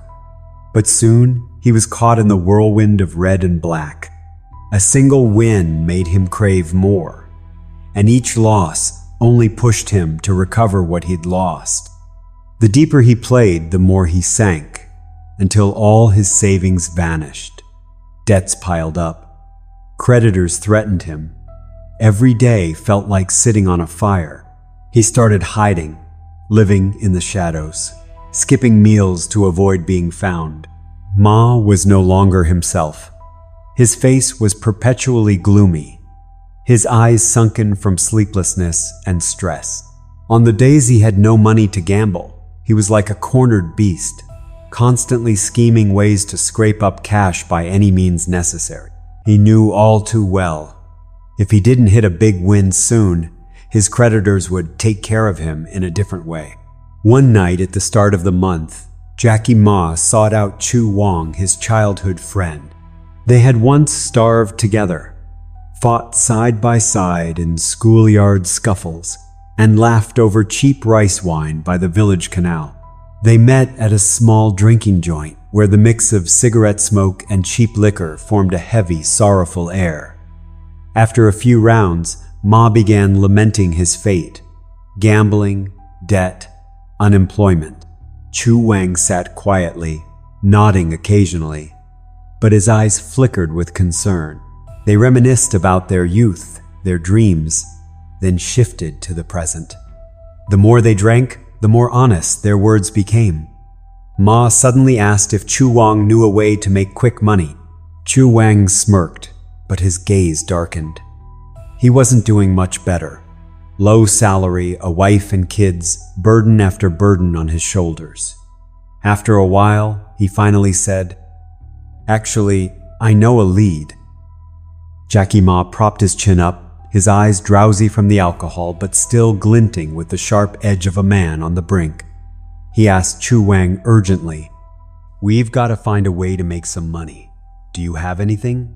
Chu Wang didn't answer right away. Ma grew impatient. "Say it, what do you know?" At last, Chu Wang replied, slowly and cautiously, like he was planning a critical move in a chess game. "My wife works at the chemical factory. She gets paid on the 14th of every month. Tens of thousands in cash, delivered by the bank. I saw it once when I brought her lunch. If we went all in..." He didn't finish his sentence. The two exchanged a look. A brief silence.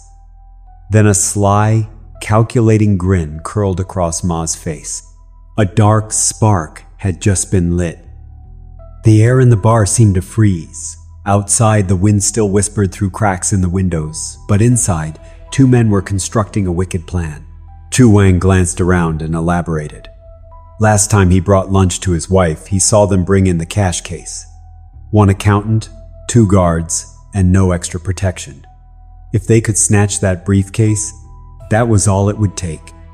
The reckless suggestion struck like a match on dry gunpowder. Chu Wang didn't stop it. He even added more detail that made Jackie Ma's heart leap with excitement. "If we time it right, I'm telling you, we can pull it off," Chu Wang said in a hushed, calculating tone. Ma's eyes lit up with excitement. One job could clear all his debts and even leave them with a comfortable life. Two men, one desperate from crushing debt, the other broke and craving a new life, joined forces and started planning the boldest heist of their lives. No hesitation, no remorse. Just greed, the scent of money, and the thrill of seizing control over their fate for once. After drafting an initial plan, they quickly realized that just two of them wouldn't be enough to pull off such a volatile operation. They needed a third not only to divide the tasks, but also to add stability, like a tripod. Chu Wang immediately thought of Zhang Tan, another childhood friend. Zhang Tan wasn't just close. He had a minor criminal record, a reckless nature, and most importantly, no moral compass. When Chu Wang invited him in, Zhang Tan agreed without hesitation after just a few drinks. Three lost souls, cornered by desperation or blinded by greed, formed an unholy alliance. They began meticulous planning. Timing, location, tools, escape route, and most crucially, how to leave no trace. A devious scheme took shape in the dark, and the darkness began to consume the last scraps of their conscience. To test Zhang Tan's courage, Ma and Chu Wang proposed a horrifying trial, murder. Not just to test him, but to chain him to their crime forever. One late night, they flagged down a taxi on the outskirts of the city. Zhang Tan was the one who hailed the cab, while the other two posed as passengers. As soon as the car reached a deserted stretch of road, he used a rope to strangle the driver into unconsciousness, then used a gun to take his life. Blood spattered across the car. The driver struggled weakly before going limp. Chu Wang grabbed the body and stuffed it in the trunk. Ma pulled a plastic bag over the victim's head. They drove the car to an abandoned lot. Zhang Tan poured gasoline around it, intending to burn everything. But the fire never caught. Only a mosquito coil burned faintly, then died out. The body remained. The blood hadn't even dried. Yet the three killers walked away, leaving the scene to be swallowed by the night. After killing the taxi driver, the trio officially stepped onto a path of no return. They became an organized gang with a meticulous plan and a clear target: the briefcase carrying the chemical factory's payroll. A nightmare was quietly taking shape beneath the city's fragile facade of peace. After coming up with that bold plan, Jackie Ma, Chu Wang, and Zhang Tan entered a long preparation phase that lasted for months. Robbery wasn't something you could just pull off on a whim. They knew this well. To succeed, they had to be as patient as wolves stalking their prey. One small mistake could land them behind bars or worse, dead in a pool of blood. Each day, they took turns hanging around the chemical factory area, blending in with the crowd like ordinary workers. Sometimes one would pose as a motorbike taxi driver. Other times, they'd pretend to be a street vendor near the gate. They didn't just observe, they listened. Casual stories shared by workers, harmless questions asked in passing. Everything was carefully noted down. Ma paid special attention to the tiniest details. The time the bank vehicle arrived, the route it took, how many people went to withdraw the cash.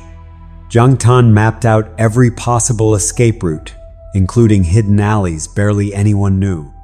Meanwhile, Chu Wang used his wife, who worked in the administrative department of the factory, to extract even more inside information. Week by week, month by month, the three slowly pieced together every movement tied to the payroll operation. Nothing was blurry anymore. It was all clear like a book opened under the sun. And then, the moment to strike began to draw near. After months of surveillance, with every detail as precise as the hands of a clock ticking on payday, the three men sat together one dark night. The flickering light cast tense but determined expressions across their faces. Chu Wang spoke firmly.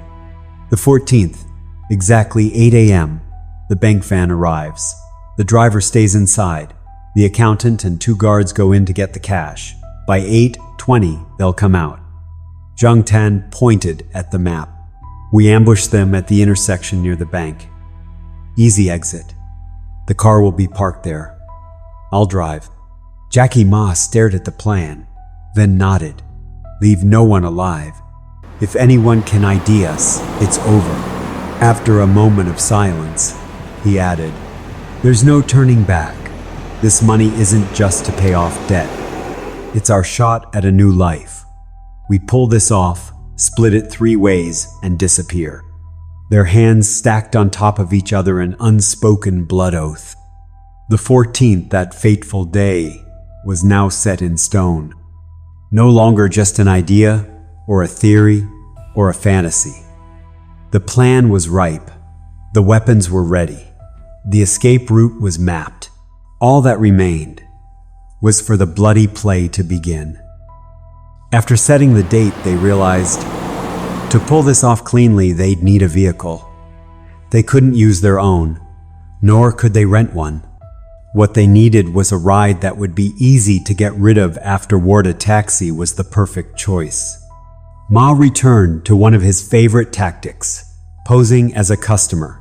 One quiet morning with gentle sunshine, the trio loitered near a deserted road close to the southern bus terminal.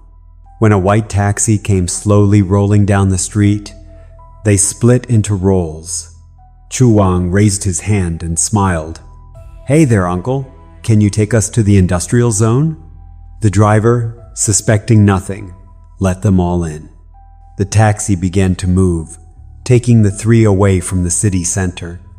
The plan was in motion, and no one knew this would be the last ride of the driver's life. The taxi left the crowded city streets behind and rolled toward the border between urban and rural areas. Wild grassy fields flanked both sides, wind rustling past the window panes. Sitting behind the driver, Ma subtly glanced at Chu Wang through the rearview mirror. A small nodan, unspoken signal. Ma slowly reached into his coat pocket and pulled out a Type 54 pistol. In that silent moment, time seemed to freeze. No warning, no threats, just one shot, swift, clean, and cold. The gunshot sliced through the silence inside the car like a page being violently torn. The acrid scent of gunpowder mixed with the metallic tang of fresh blood, turning the air heavy. From the front passenger seat, Chu Wang turned and quickly opened the trunk. Blood was already oozing from the wound in the driver's head, flowing down the seat in a red stream. His eyes glinted with cold calculation as he pulled a large black plastic bag from his backpack, something they'd prepared in advance. Without a word, he slipped the bag over the victim's head to prevent blood splatter inside the car and keep the scene as tidy as possible. His movements were mechanical, emotionless. Quick, stuff him in the trunk, Zhang Tan urged. Ma opened the door, and the 3 of them worked together to drag the body from the driver's seat and shove it into the trunk, like tossing away a piece of unclaimed luggage. The trunk slammed shut. The thud echoed dully across the quiet field. Everything was now in place. The taxi was theirs. The air grew heavy, cold like a lightless underground bunker. The pounding of their hearts, the slam of the trunk lid it, all melted into a terrifying silence before the coming storm. Once finished, they wiped off the remaining blood and quickly drove back toward the city. Behind them, on a lonely road between town and countryside, the hijacked white taxi sat quietly, as if nothing had happened. But in its trunk, now turned into a mobile coffin, lay the first secret of a monstrous crime spree the 3 killers were about to unleash. After hijacking the taxi, the three men immediately drove straight toward the city center. The clock was approaching 8 a.m., the time when the bank was about to open. The car quietly stopped at the roadside, not far from the bank entrance. Each man took his place. Ma sat in the driver's seat, Zhang Tan in the passenger seat, and Chu Wang in the back, holding a gun concealed under a thick coat. All three pairs of eyes were fixed on the bank's entrance, where the chemical plant's accountant was expected to appear. They had tracked the money withdrawal schedule for days, memorized every step of the route, and knew every face involved in security. The sun rose higher, its rays piercing through the shaded canopy of trees along the street. No one spoke. Inside the car, the only sounds were their short, tense breaths before the action began. Exactly 8:15 a.m. Another vehicle pulled up in front of the bank. Three people stepped out, a middle-aged man carrying a briefcase, and two guards armed with batons, just as Chu Wang had described during prior surveillance. Chu Wang whispered, "They're here. Get ready." The black leather briefcase in the accountant's hand was like a magnet drawing the robber's gaze. Inside were hundreds of thousands, in cash the hard-earned wages of the chemical plant's workers. Ma looked into the rearview mirror and spoke coldly, "Put on the masks." Immediately, all three donned crude black masks made from nylon stocking simple, but enough to obscure their real faces. Darkness engulfed their eyes, erasing their humanity, leaving only the raw intent to rob. Chu Wang cocked his gun and gave a slight shoulder roll. Quick and clean, no time for them to react. Zhang Tan nodded, gripping his weapon tightly. The car crept forward and stopped at a perfect spot right by the curb, less than 10 meters from the men who had just left the bank. Chu Wang threw open the door, and he and Jackie Ma lunged from the vehicle.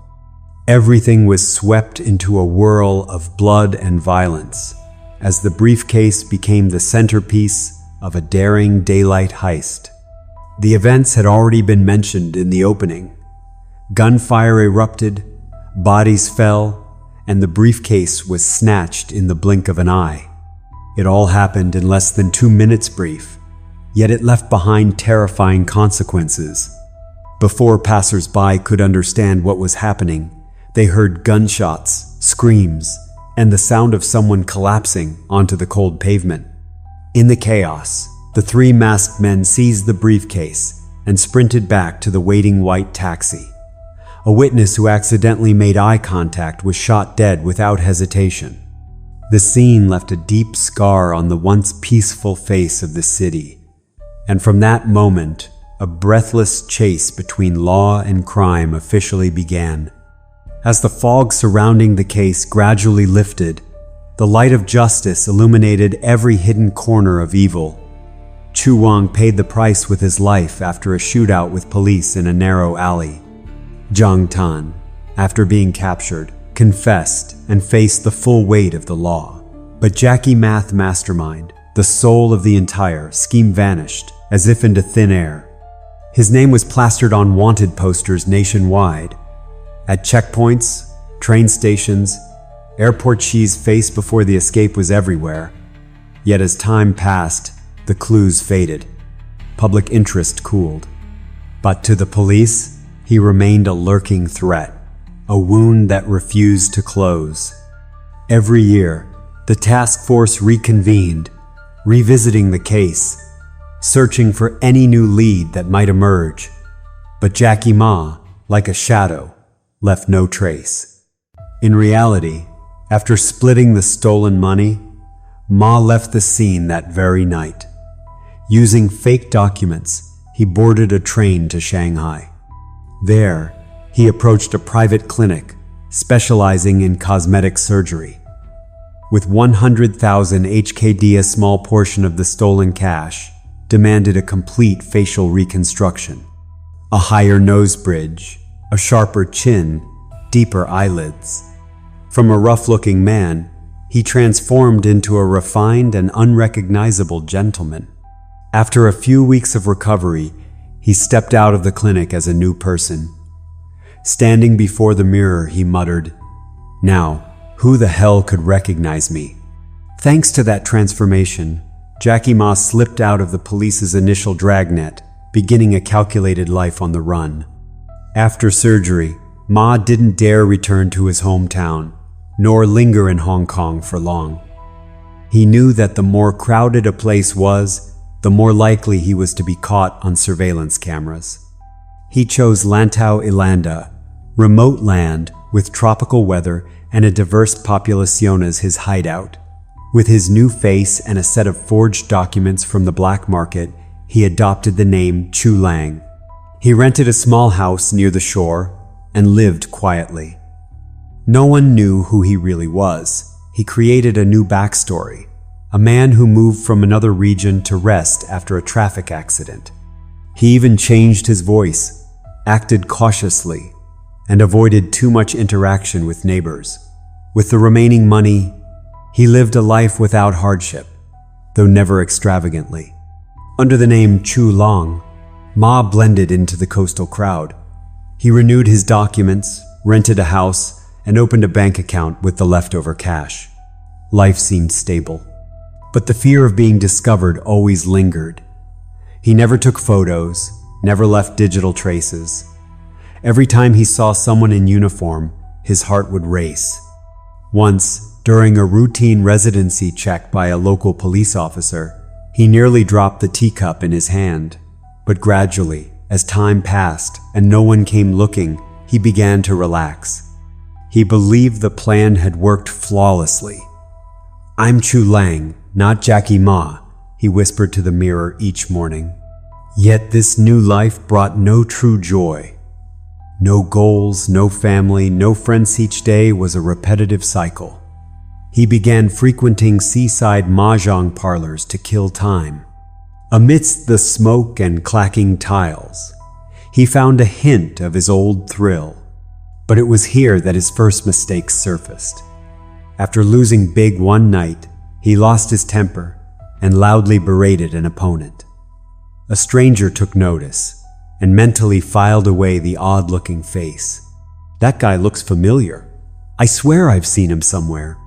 And so, the story that seemed long buried began to unfold once again.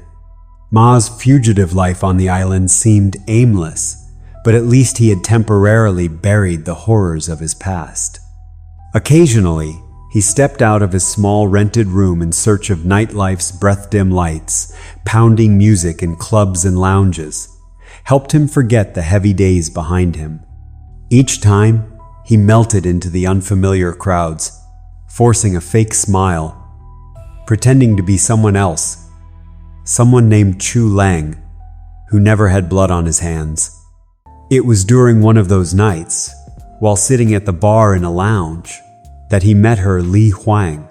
She wasn't someone who stood out in a crowd, but her eyes had a mix of coldness and depth that was oddly captivating, making it impossible for him to look away.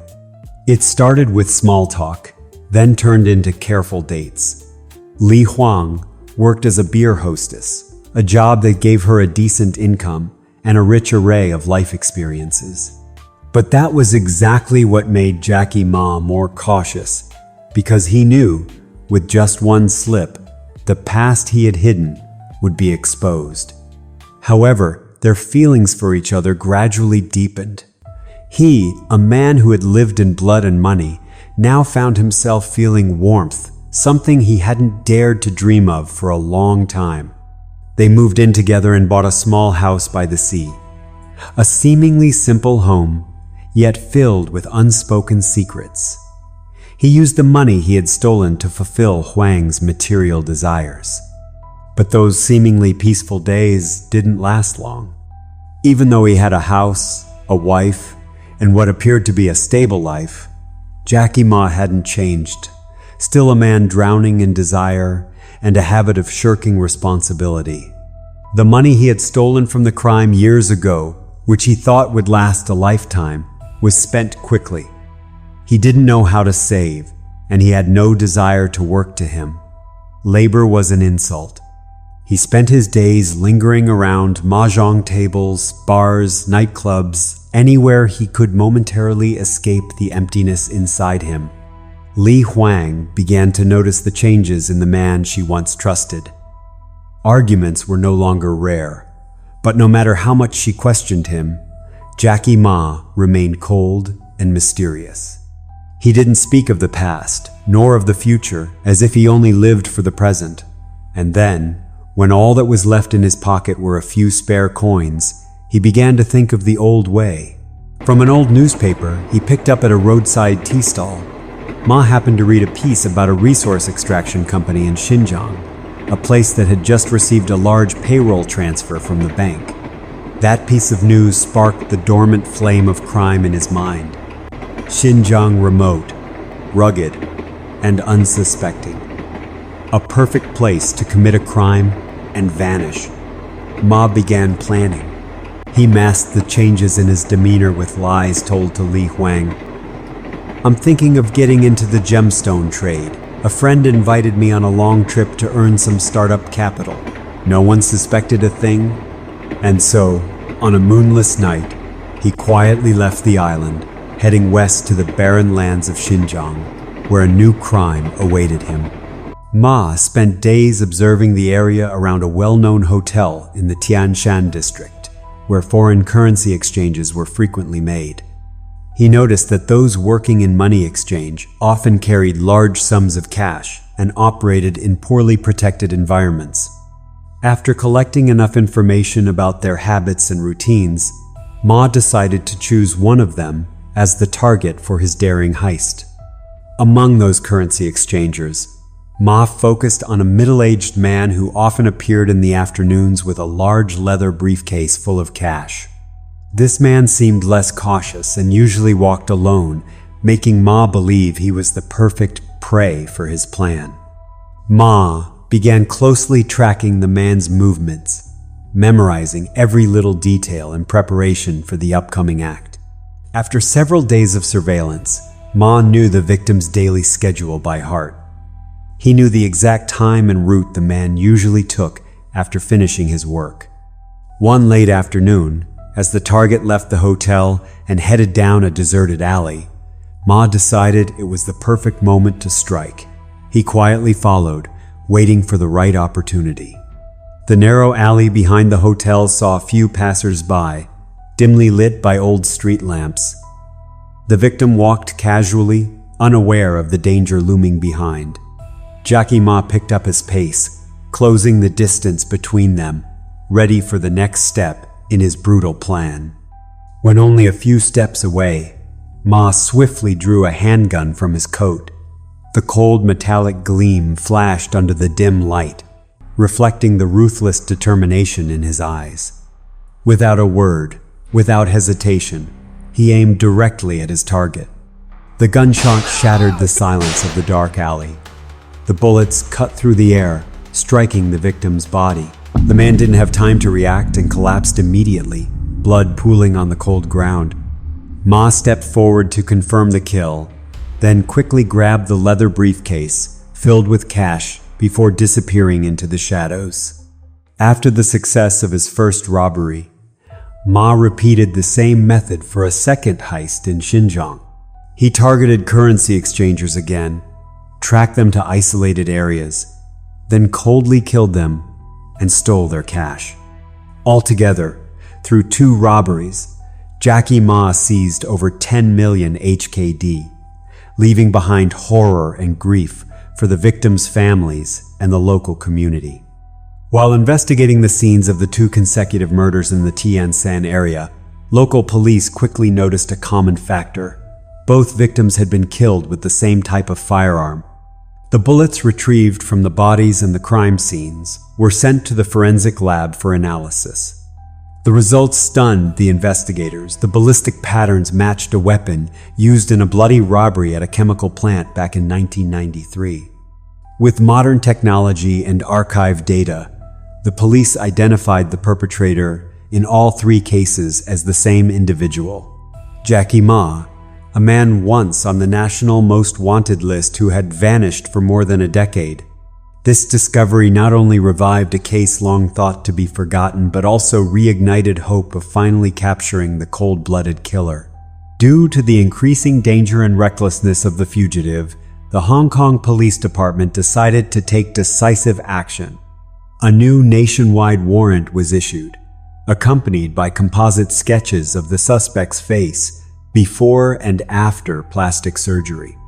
To increase the chances of capture, authorities raised the reward to a record sum at the time, 200 HKD, for anyone providing accurate information leading to Jackie Ma's arrest. The warrant was broadcast across television, newspapers, billboards, and even public transportation. The name Jackie Ma once again became a source of fear for the public, especially in the southern provinces where he had previously gone into hiding. One summer day, in 2004, at a small grocery store on Lantau Island, a young woman happened to pass by a middle-aged man waiting at a bus stop. His face struck her as oddly familiar. After a few seconds of thought, she suddenly recalled a wanted poster she had seen at the police station. Without hesitation, she pulled out her phone and called the authorities, providing a detailed description of the man's appearance and current location. Her vigilance and quick action became the crucial turning point that brought the authorities closer than ever to ending a manhunt that had lasted over 11 years. Immediately after receiving the young woman's tip-off, the police launched an investigation, narrowing down the suspect's location and initiating surveillance. Through traffic camera footage, forged ID records, and rental agreements, they pinpointed Jackie Ma's current residence, a small apartment in a quiet neighborhood on the island. That night, a special forces unit was deployed to surround the building and approach silently. The officers, fully equipped and prepared to confront a dangerous fugitive with a history of armed violence, burst through the door in the dead of night, but once again, Jackie Ma had vanished without a trace. Inside the shabby apartment was only his wife, Li Huang, and their 1-year-old child. She panicked as the police stormed in, searched the home, and called out her husband's name as if they were hunting a notorious criminal. When they showed her the arrest warrant and an old photo of Jackie Ma, Huang was stunned. She couldn't believe the man she had shared her life with for years was in fact a nationally wanted murderer. Her eyes reflected pain, shock, and despair, as if her entire world had just collapsed. Trembling in the corner of the room, Huang kept repeating, "No way, he's not that kind of person." Throughout the years they had lived together, Ma had always seemed like a gentle husband, somewhat lazy, perhaps, but never violent or suspicious. She had believed she had found a peaceful home and a loving partner, but it turned out to be a performance staged by a cold-blooded criminal.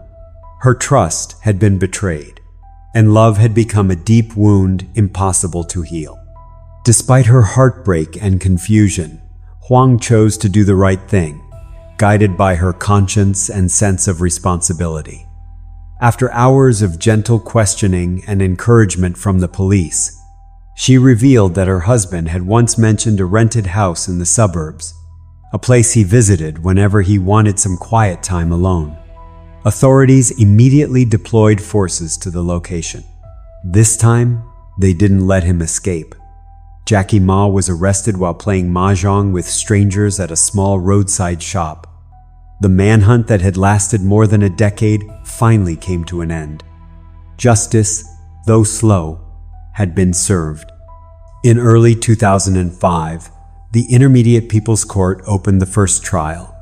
Inside the courtroom, Jackie Ma, the man who once coldly pulled the trigger and took the lives of 5 innocent people, now sat in silence, head bowed, hands trembling. His eyes no longer held the arrogance or pride of his fugitive years, only fear and bitterness remained. As the judge read the indictment, each of his crimes was laid bare. Each bloody incident resurfaced, like blades cutting deep into the hearts of those present. Between 1,000, 993, and 2004, Ma committed a total of 4 major crimes. 2 of them in Xinjiang resulted in 2 deaths. One involved a taxi driver murdered to eliminate a witness, and another was a payroll robbery at a chemical factory that left 2 security guards dead and 1 seriously injured. In total, he killed 5 people and left many others traumatized for life. These numbers didn't just reflect brutality, but also served as a chilling reminder of the lawless years lived by a man devoid of humanity. In 2005, after a public trial attended by numerous media outlets, Jackie Ma was officially sentenced to death. The verdict marked the end of a cold-blooded rampage lasting more than a decade and served as a stern warning to those who believed they could escape justice. With that, the robbery-murder case of Ma was formally closed.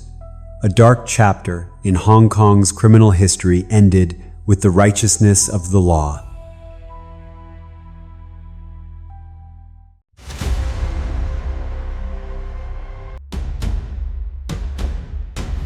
True crime case: corpse found in an abandoned house.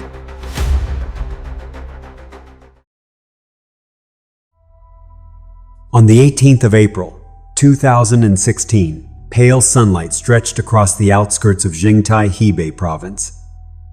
Mr. Wang shuffled along a dusty road, the coarse fabric sack clinking with the scrap he had collected.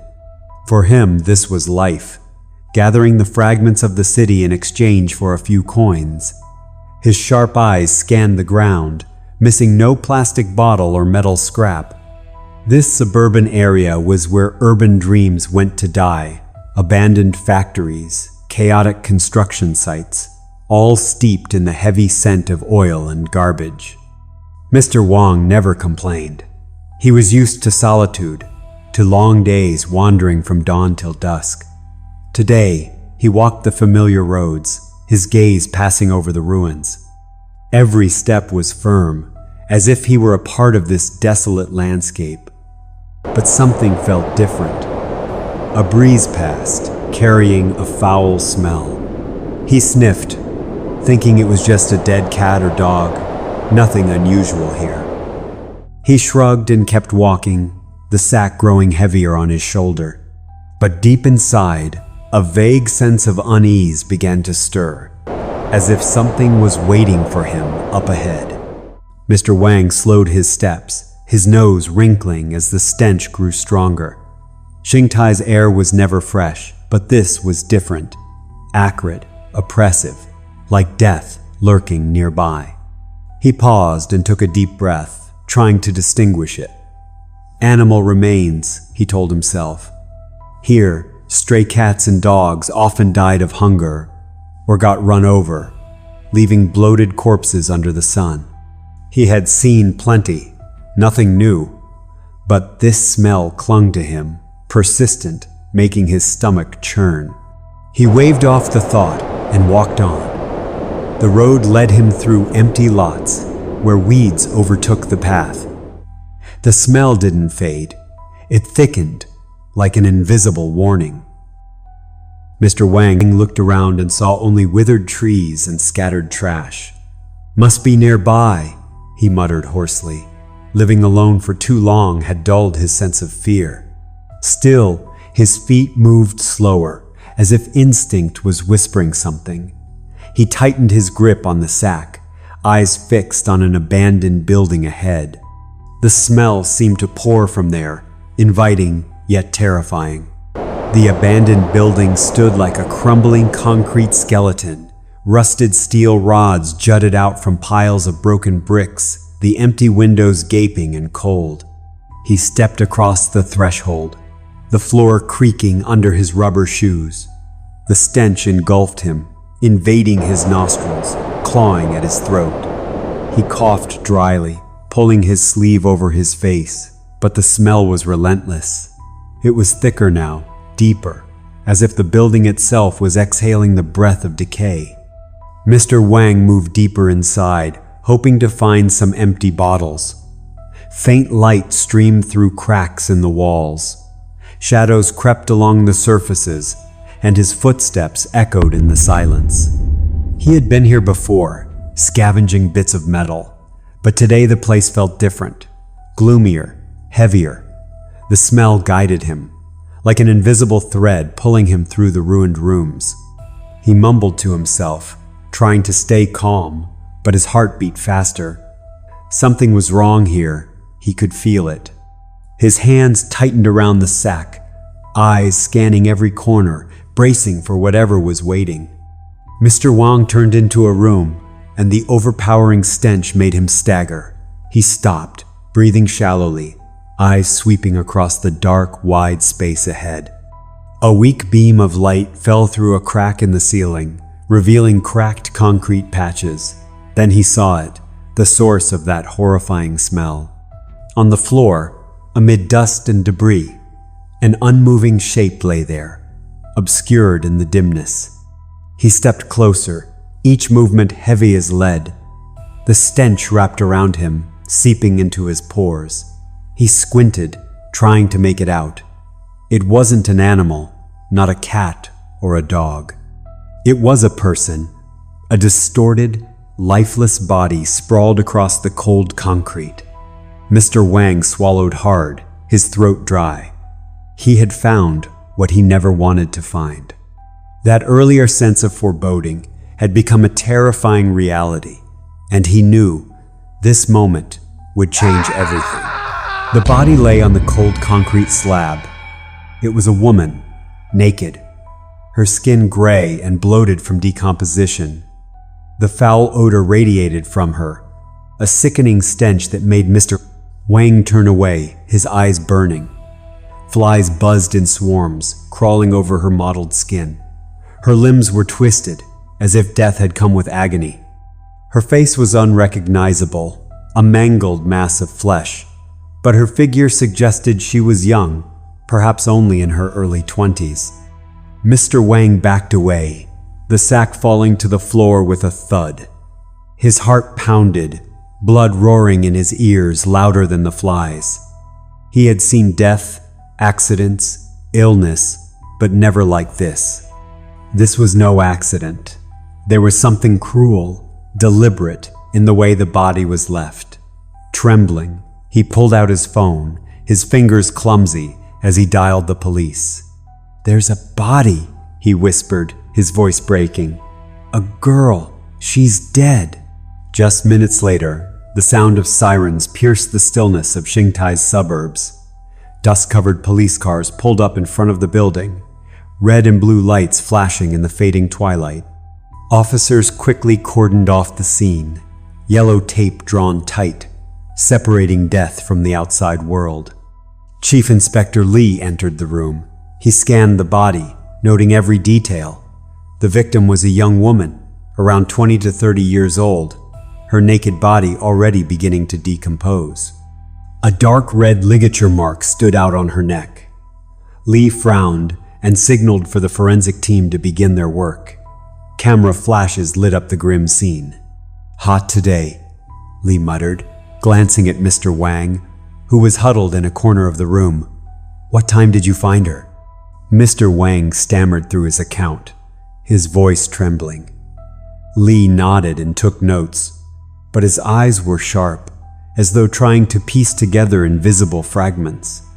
This death wasn't random. The ligature on the neck was the only clue, but it told a clear story. This was murder. Li looked out at the barren land outside, a sense of unease rising. The scene was too clean, too few traces to follow. The abandoned building sat isolated in the Xingtai suburbs, like a dead island. Chief Inspector Li stepped outside, a cigarette held between two fingers, though he didn't light it. He looked around. Only overgrown weeds and broken chunks of concrete met his gaze. No security cameras, no witnesses, no clear footprints. The forensics team was still working inside, but Li knew they wouldn't find much. The killer had likely chosen this place for one reason. It was easy to erase evidence. Li turned back to his notes. The body had no ID, no clothes, no belongings to identify her. The ligature mark pointed to strangulation. The dry soil around the body showed no shoe prints or tire tracks. Lee furrowed his brow. It felt like staring at a wiped clean canvas. "This one knows what they're doing," he said to the officer beside him. "Left nothing but the body." The investigative team searched everywhere, looking for even a single strand of hair, a cigarette butt, anything. But the building remained silent, as if guarding the killer's secrets. Lee looked up at the darkening sky, a sense of helplessness creeping in. He knew this case wouldn't be easy. He gripped his notebook tighter, determined to dig deeper. No matter how clean the scene, the killer always leaves something behind. They just had to find it.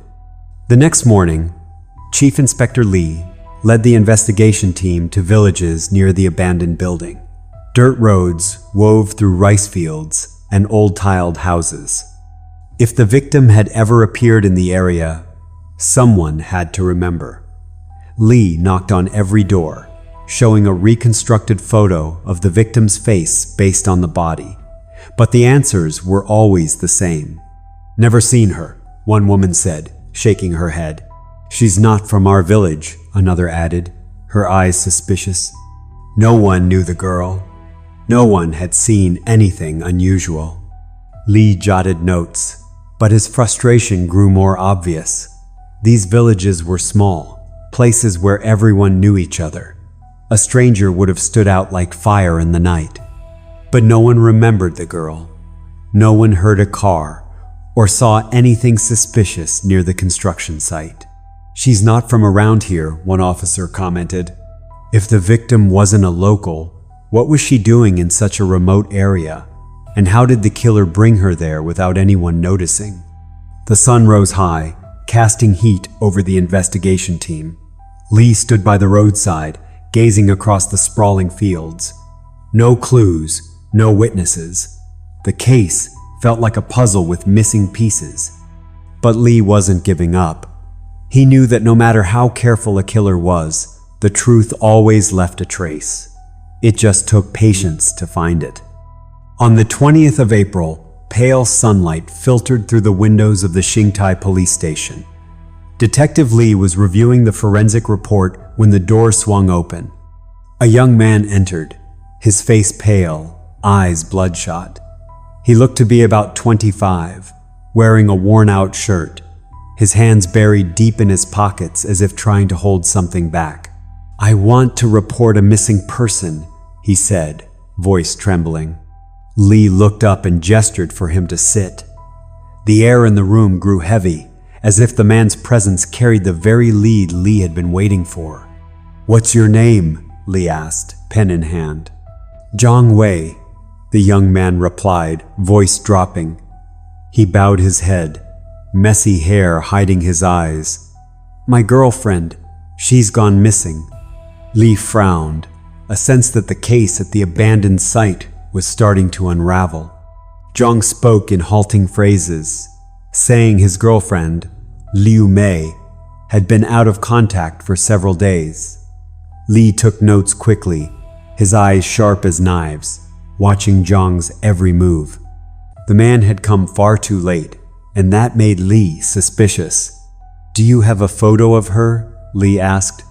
Zhang nodded, pulling out his phone and shakily opening a picture. Lee looked at the screen. His heart skipped a beat. The smiling face of the girl matched the reconstructed image from the body. This was no longer a missing person case. This was a murder, and Zhang Wei had just become the central figure in the mystery Lee needed to solve.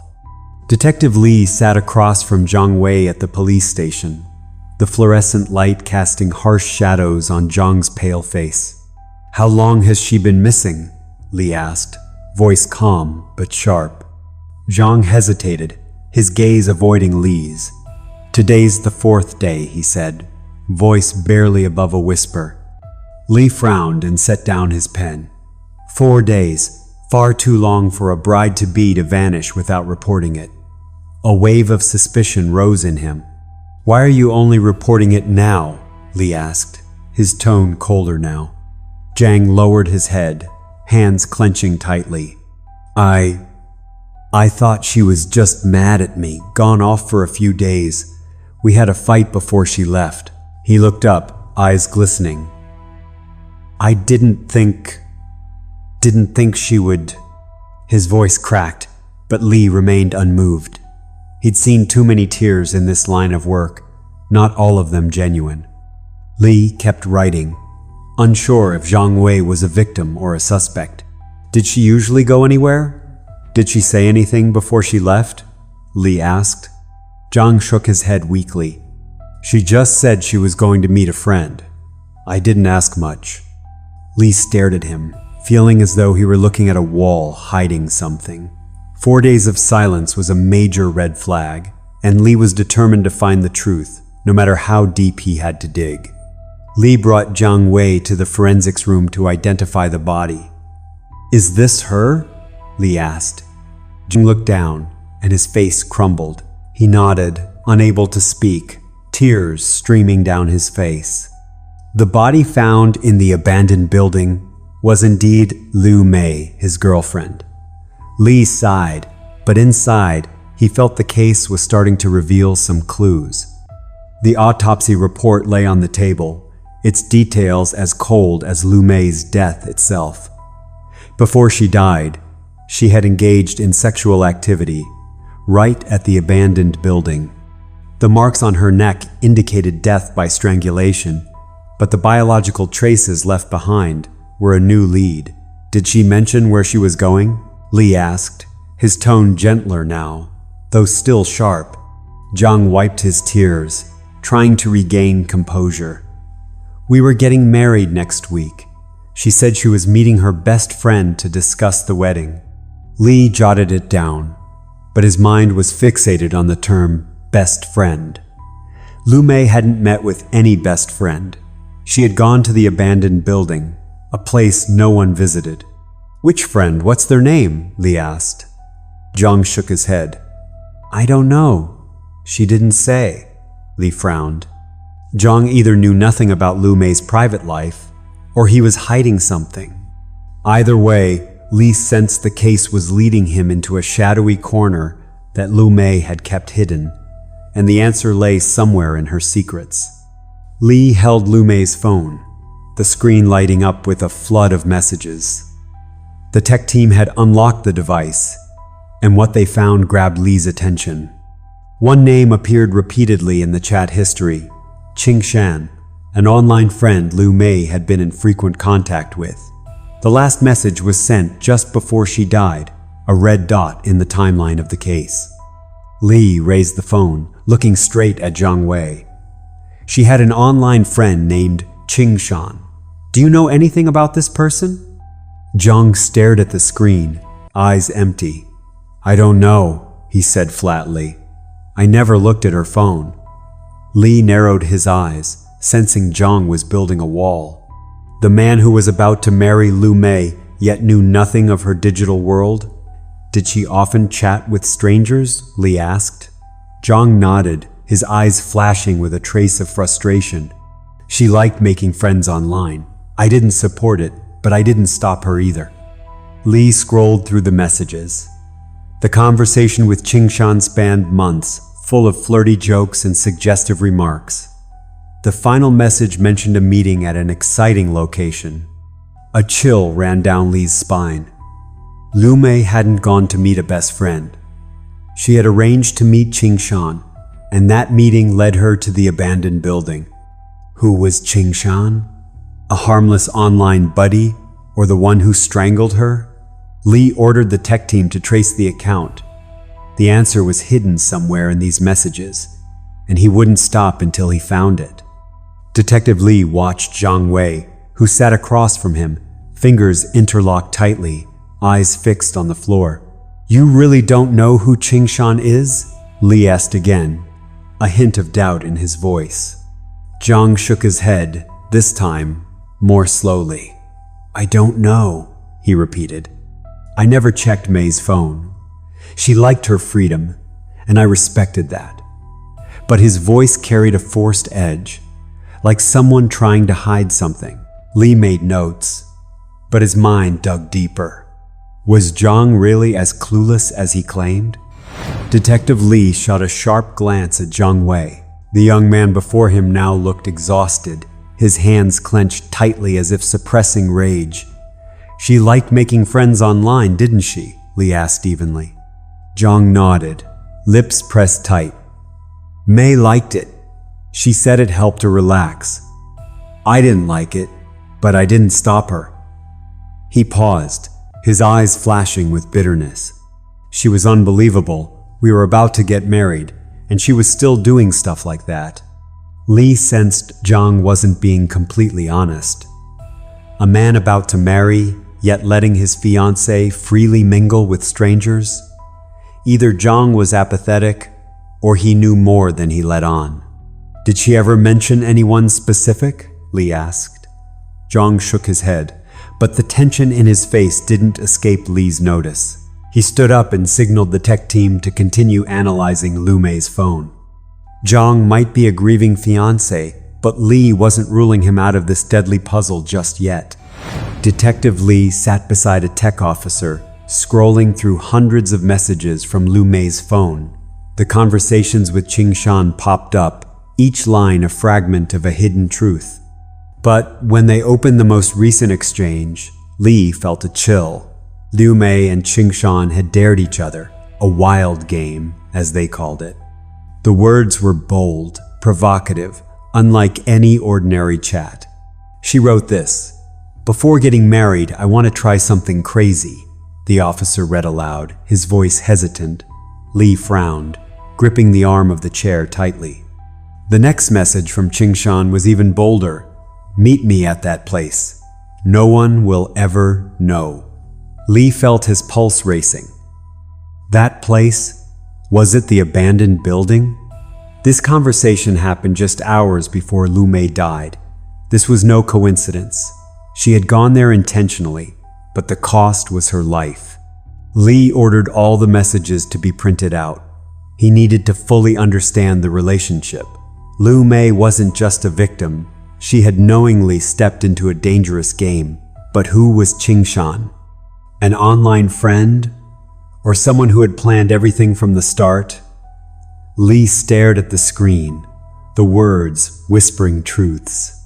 He knew the answer lay within these messages, and they would lead him to the killer. "Trace Qingshan's IP address," Lee said, his voice like steel. "We need to find him right now." Inside the tech room of the Jingtai police station, the glow from computer screens lit up the tense face of Officer Lee. The tech team had been working non-stop, tracing the IP address linked to Qingshan's account. After hours of analysis, a name finally appeared. Li Baiyang, 28 years old, using the online alias San. He was active from an internet cafe on the outskirts of the city, not far from the abandoned building. Lee felt his pulse pounding. "We've got him," he said coldly. "Find that cafe's address right now." Lee checked his watch. It was nearly midnight, but he didn't care. Li Baiyang was the key, and every passing minute was a chance for him to disappear. The tech team confirmed Biang was still online, logged in from one of the cafe's computers. "He's still there," an officer reported. Lee nodded, his eyes sharp. "Get the car ready. We'll catch him before he logs out." Night fell over Xingtai, but the neon lights of the dingy internet cafe still glowed brightly. Detective Lee stood outside the entrance, while the special ops team silently surrounded the building. Inside, the sound of keyboards clacking and shouts from video games echoed chaotically. Lee gave the signal, and the team stormed in, guns drawn. Customers gasped, startled, but Lee's eyes locked onto a dim corner where a young man sat before a screen, headphones over his ears. "Li Baiyang!" Lee shouted, his voice cutting through the noise. The young man looked up, eyes wide in shock. He was San, messy hair, dirty t-shirt. He tried to stand, but two officers had already grabbed his arms, snapping the cuffs around his wrists. "What's going on?" Byung stammered, his voice trembling. Lee stepped forward, yanking the headphones off his head. The screen still showed a game, but Lee didn't care. "You know Lu Mei, don't you?" he asked, his voice cold and sharp. Byung shook his head, sweat breaking out on his forehead. "I don't know her," he shouted, but his panicked eyes betrayed him. Lee ordered the area searched and had Byung's computer seized. The forensic report confirmed that Byung's DNA matched the samples collected at the crime scene. This was solid evidence. He was directly linked to the murder. The officers read him his charges before he could resist. The special ops team escorted him to the patrol car, the flashing lights illuminating his pale face. His head hung low, hands cuffed tightly behind his back. His expression showed a mix of exhaustion and fear. He knew his dark deeds had now been exposed under the light of justice. Inside the cold interrogation room at the Xingtai police station, Li Byung sat hunched, eyes vacant. Officer Lee stood in front of him, the DNA report on the table like an inescapable sentence. Detective Lee coldly asked what had driven him to kill Lu Mei. Byung lowered his head, his shoulders trembling, then began to speak, voice broken. "I met her through the Shake feature on Tinder. She liked to chat, and I saw an opportunity." Byung admitted he had flirted with Lu Mei, building the image of an interesting man through their messages. Li Byung confessed that he was unemployed, broke, and spent his days wandering around internet cafes. Watching others drive nice cars and date beautiful women, he felt both admiration and deep envy. Lee listened but showed no sympathy. "So when did you start planning this?" Lee asked. Byung bowed his head and admitted that he hadn't known Lu Mei beforehand. He had come across her by chance on Tinder. Pausing slightly, Byung sighed and admitted that he pretended to be someone else by stealing photos from the internet, fancy food, luxury hotels, exotic trips, and posted them on Tinder, posing as a wealthy, successful man. Byung said he spent hours scouring the internet, selecting the perfect pictures to build a fake image. "I know girls like stuff," he said. "Just a few pictures, and they'll think I'm some rich guy." Curious and money-driven, the girls were easily manipulated.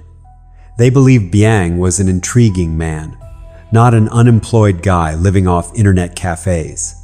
Byung explained that he targeted young, naive girls, especially those who flaunted wealth or lavish lifestyles. "I'd message them, flirt, make them think I was a good guy," he said.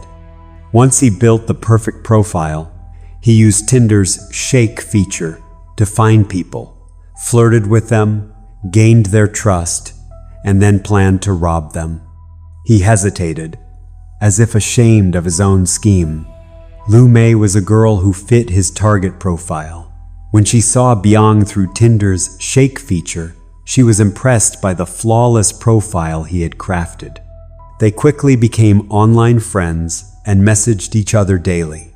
Lu Mei was drawn into the stories Byung fabricated. Their conversations grew more frequent and personal. Byung had built an image of a sophisticated man on Tinder, photos of gourmet meals, 5-star hotels, and a leisurely life he never actually lived. Lu Mei followed each of his posts with admiration. She truly believed Byung was a rich, interesting man. Their conversations became increasingly intimate, evolving from jokes to personal secrets. She shared details about her life, her upcoming wedding, and her longing to escape the monotony. Byung, cunning and calculating, responded with sweet words, making her believe he understood her better than anyone else. The relationship between Lu Mei and Li Byung had gone far beyond casual conversation. "We started video calling," Byung said in the interrogation room, his gaze shifting. "Then, nude chats." Byung claimed that Lu Mei wanted to explore a final thrill before getting married, a last chance to live truthfully. "She said she didn't want to have regrets," he said. "I was just following her wishes." But Li knew Biang wasn't innocent. He had encouraged, manipulated, and turned Liu Mei's curiosity into a trap. The video calls became a bridge, making her believe that Biang was someone she could open up to and share everything with. After multiple encounters, in search of heightened pleasure, they began visiting unusual locations to spice things up. That day, after deciding on the place, they took a taxi to an abandoned building. And Biang knew the perfect moment had arrived. The building was completely isolated from the outside world, making it easy to strike without leaving a trace. Liu Mei arrived in high spirits, as if this meeting was an exciting secret. She had no idea this place would mark the end of her wild life. After they had sex, while Liu Mei was distracted, he suddenly lunged forward and used all his strength to strangle her. Mei tried to resist, but a woman's strength was no match for his. She tried to scream for help, but around them was only darkness, no one in sight. Slowly, she lost consciousness, then stopped breathing, her body still naked. All that remained was a man gasping for breath, having just committed a heinous crime. After confirming Liu Mei showed no signs of life, he took the gold necklace from her neck and the money from her wallet, around 300 yuan, not as much as he had hoped. Then, he carefully scanned the area to make sure his crime was flawless. No witnesses, no evidence. He left her body lying on the cold concrete floor. The woman who had just made love to him was now a lifeless thing. Yet he showed no remorse. He left coldly, without looking back. The trial in Jingtai unfolded under a heavy atmosphere. Detective Li sat in the back row, watching Li Biang at the defendant's stand. Biang looked haggard, his eyes cast downward. The jury had heard everything, from the Tinder messages to Biang's brutal actions. The judge read the verdict, guilty of murder. According to the law, the defendant was sentenced to death. Biang didn't react. He stood still, as if accepting his fate. Li stepped out of the courthouse, the Jingtai sunlight falling on his face. He thought of Liu Mei, a free-spirited young woman caught in Biang's deadly trap. He thought of Zhang Wei, the man who had lost his fiancée just days before their wedding. The case was closed. Li took a deep breath and walked away. He knew that somewhere out there, more victims and predators existed, and he would continue fighting to stop them from crossing paths. From a boy with outstanding academic achievements, who, due to school bullying, turned into a cold-blooded criminal in the future, let's follow this emotionally charged story together today. Oh, I'm Marcus Cheng, a retired police officer and your lovable storyteller. True crime case: the profession of robbery.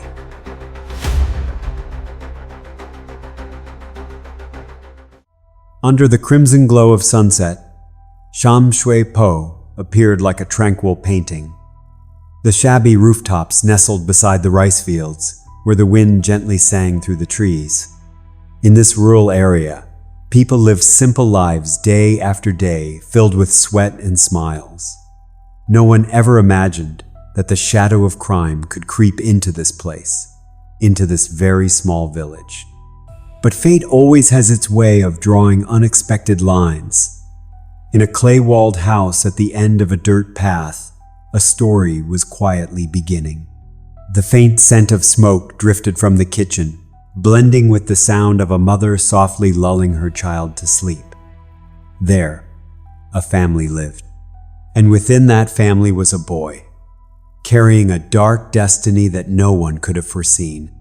The boy's father was a learned man who had once walked the halls of faraway universities, now returned to his hometown. He believed that his son, the boy with the shy smile, would be the one to draw a bright future for the family.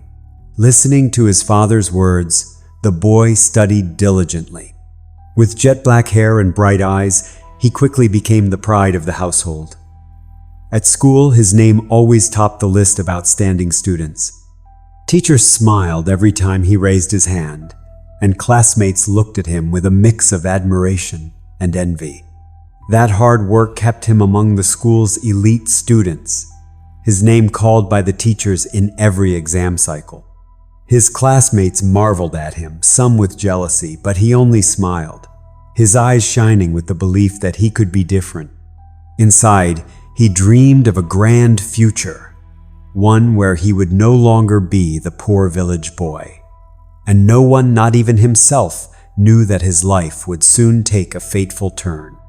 Entering middle school, he maintained his academic excellence.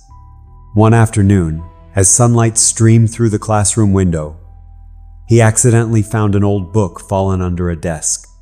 Its cover was worn and torn, but the title, Ode to Gallantry, seemed to call out to him. He opened it, and the world within the pages instantly swallowed him whole. Stories of martial artists, swordsmen, and feuds stirred something inside him. At first, he read secretly at night, but soon he began reading during class. He was no longer the obedient boy of before. In his mind, dreams began to flicker not of grades or praise, but of a free life where he could wield a sword and shape his own destiny. What seemed like a harmless interest was, in fact, a small crack in the perfect wall his father had built. That first book led him to others. He scoured secondhand book markets, trading away his allowance for thick martial arts novels. Each day, he dove into worlds of fierce battles, where wandering heroes roamed the land and avenged evil with cold steel. The pages soaked in blood and fire made his heart race, as if he were living it himself. He began to imagine himself as a wandering swordsman, walking the line between good and evil. These stories slowly embedded themselves in his mind, planting the seeds of a dangerous desire to truly live like a martial houndbound, fearless. Neither his parents nor he himself noticed that he was gradually drifting away from reality, letting his soul be swept away by the stormy rivers of the martial world.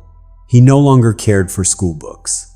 One day, when upperclassmen cornered him in the schoolyard and mocked him as a hard-working country bumpkin, he didn't lower his head like before. Instead, he looked up, a strange spark of anger in his eyes. Without fear, he challenged them to meet him at the empty lot after school. That afternoon changed the life of the once exemplary boy forever. Seeing his defiant stance, the upperclassmen furiously rushed at him. They grabbed bricks and, without a word, started beating him. One hit struck his head sharp pain, blood trickling from his brow. But he didn't fall, didn't cry out. He stood there, silently taking the blows, his gaze unwavering. The bullies expected him to collapse, but the more they hit, the stranger it felt didn't back down. Gritting his teeth, blood running down his cheek, his hands clenched tighter, as if the pain only made him stronger. His endurance started to shake their confidence. Amid the chaos, his mind remained eerily clear. Surrounded by the gang, bricks flying, he wasn't scared. His eyes scanned their faces and stopped at the tallest boy, the leader. He knew that to win, he had to take down the strongest. Though blood blurred one of his eyes, he saw clearly. That boy stood slightly behind, smirking, thinking himself safe. Inside, a voice whispered, "If you take him down, everything changes." He pressed his lips together, eyes burning with resolve. They didn't know that in that very moment, he had become someone willing to do anything, to rise above them all. Without a second's hesitation, he charged at the leader like an arrow. The others froze, too stunned to react, and in an instant, he was face to face with his target. His fist clenched, his eyes cold, with no hint of doubt. He threw a powerful punch, not giving his opponent any chance to strike back. A blow to the head then, one to the chest brutal, decisive, as if all the fury of years of humiliation burst forth at once. The leader roared, but the cry quickly faded. He didn't stop no mercy. Inside, he felt a strange satisfaction, as if each punch declared, "I'm not weak." The rest of the gang stood frozen, bricks falling from their hands. To him, this wasn't just revenge, it was his way of proving he could make others afraid. The gang leader collapsed, his face drenched in blood after a fatal blow. That final strike, precise and merciless, took him down instantly. The boy stood there, panting, his eyes still sharp and cold. He no longer felt the pain from the wounds on his body, only a strange mixture of emptiness and exhilaration. He stared at the unmoving figure of the leader, blood pooling beneath him, yet felt no guilt, no fear. What he felt was power and unfamiliar, intoxicating strength he never knew he possessed. The others screamed, but none dared step forward. He pressed his lips together, a glint of triumph in his eyes. To him, this wasn't just a victory, it was the first time he tasted true dominance, the kind born of ruthlessness. He stood tall, silent, but deep down he knew everything had changed. With their leader gone, the others retreated and ran off. After that fight, the name Chu Kak Hoa spread throughout the school like a warning. No one dared to lay a hand on him anymore. The older students who once mocked him now lowered their heads and avoided him whenever he passed. His cruelty and defiance had carved a permanent impression into everyone's minds, turning him into someone truly fearsome. This was the first sign of his descent into darkness. His grades plummeted to alarming levels, and when the high school entrance exams came, the results were no surprise. He failed. The door to education slammed shut in his face, leaving behind a cold, empty void. Left with no other options, he dropped out and began working at a sand mining site near the village.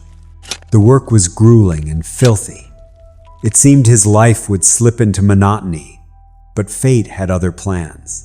The mining site was suddenly sold, and he was tossed out jobless, futureless. Under the gray skies of Sham Shui Po, he sat in silence like a shadow, his mind tangled in complex thoughts. During the days of unemployment, a fire reignited within him stronger than ever. He refused to accept a life of poverty, endlessly repeating the same meaningless days. The martial arts tales he once read now became a torch, lighting his path. We wanted to leave this place, to find a bigger world where he could live freely, indulge in luxury. Every night, he dreamed of cities glittering with lights. With each passing day, his desire to escape the countryside grew stronger. But that very longing was about to lead him down a dark path. In 1993, he left Sham Shui Po with a few sets of clothes and burning dreams. The city of Hong Kong welcomed him with bustling streets, blinding neon lights, and blaring horns. Among the glitz and glamour, he was a nobody, no money, no job. He wandered through noisy markets, slept in dark alleyways, living like a shadow among strangers. Every day, he observed the city with hungry eyes. One afternoon, as the sunlight faded on the streets, he stopped in front of a large bank. People came and went, holding thick stacks of cash, making his heart race. He stood there, eyes glued to the glass doors, unaware that he had lingered too long. His suspicious behavior caught the eye of a passerby. Minutes later, a police siren pierced the air. He jolted, but it was too late. Figures in blue uniforms were closing in, their sharp eyes locked onto him. The police surrounded him in front of the bank. "What are you doing here?" one officer barked, his hand resting on his holster. He stood still, lips pressed tight, trying to appear calm, but his shifty eyes betrayed his unease. "What are you hiding in your coat? Take it out now," a second officer demanded, stepping closer. A crowd began to gather, whispering among themselves.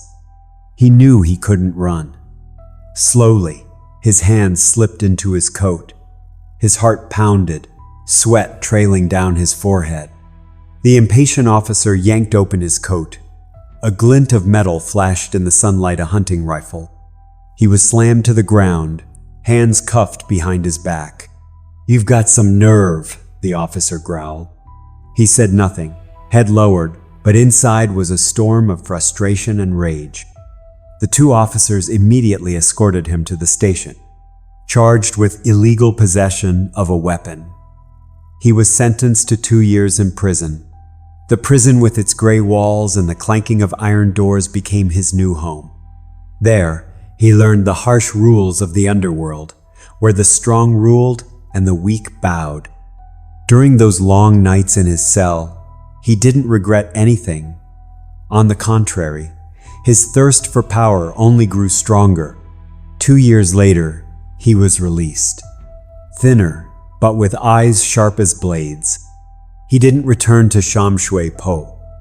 He didn't seek out his parents. Instead, he headed straight to the Yunnan border. There, dusty trails led to black markets where everything had a price, even a human life. He moved silently through the crowds, ears tuned to every whisper about illegal arms. One moonless night, in a shadowy alley, he met a smuggler with a crooked smile. "Looking for a gun, kid?" the man asked, eyes narrowing. He nodded and handed over the last of his money. The man shoved a small handgun into his palm, cold and heavy. As his fingers touched the metal, a chill ran down his spine. This was what he had dreamed of, the tool that would turn his outlaw fantasies into reality. With the gun in hand, he turned it over like it was a treasure. The polished metal gleamed in his eyes. He was no longer the promising student of the past, but someone ready to embrace the darkness. He smirked a smile, both satisfied and dangerous. In that moment, he felt true power. He didn't yet know that by holding it, his hands were about to be stained with blood and sin. In 2004, the midday sun bathed the bustling streets of Hong Kong, where streams of people wove past one another like threads in a loom. In front of a major bank, 2 women stepped out, each carrying a bulging black bag. They were accounting staff from a hotel, having just withdrawn a large sum of cash to settle some bills. Their light laughter drifted through the air, unaware that death was lurking nearby.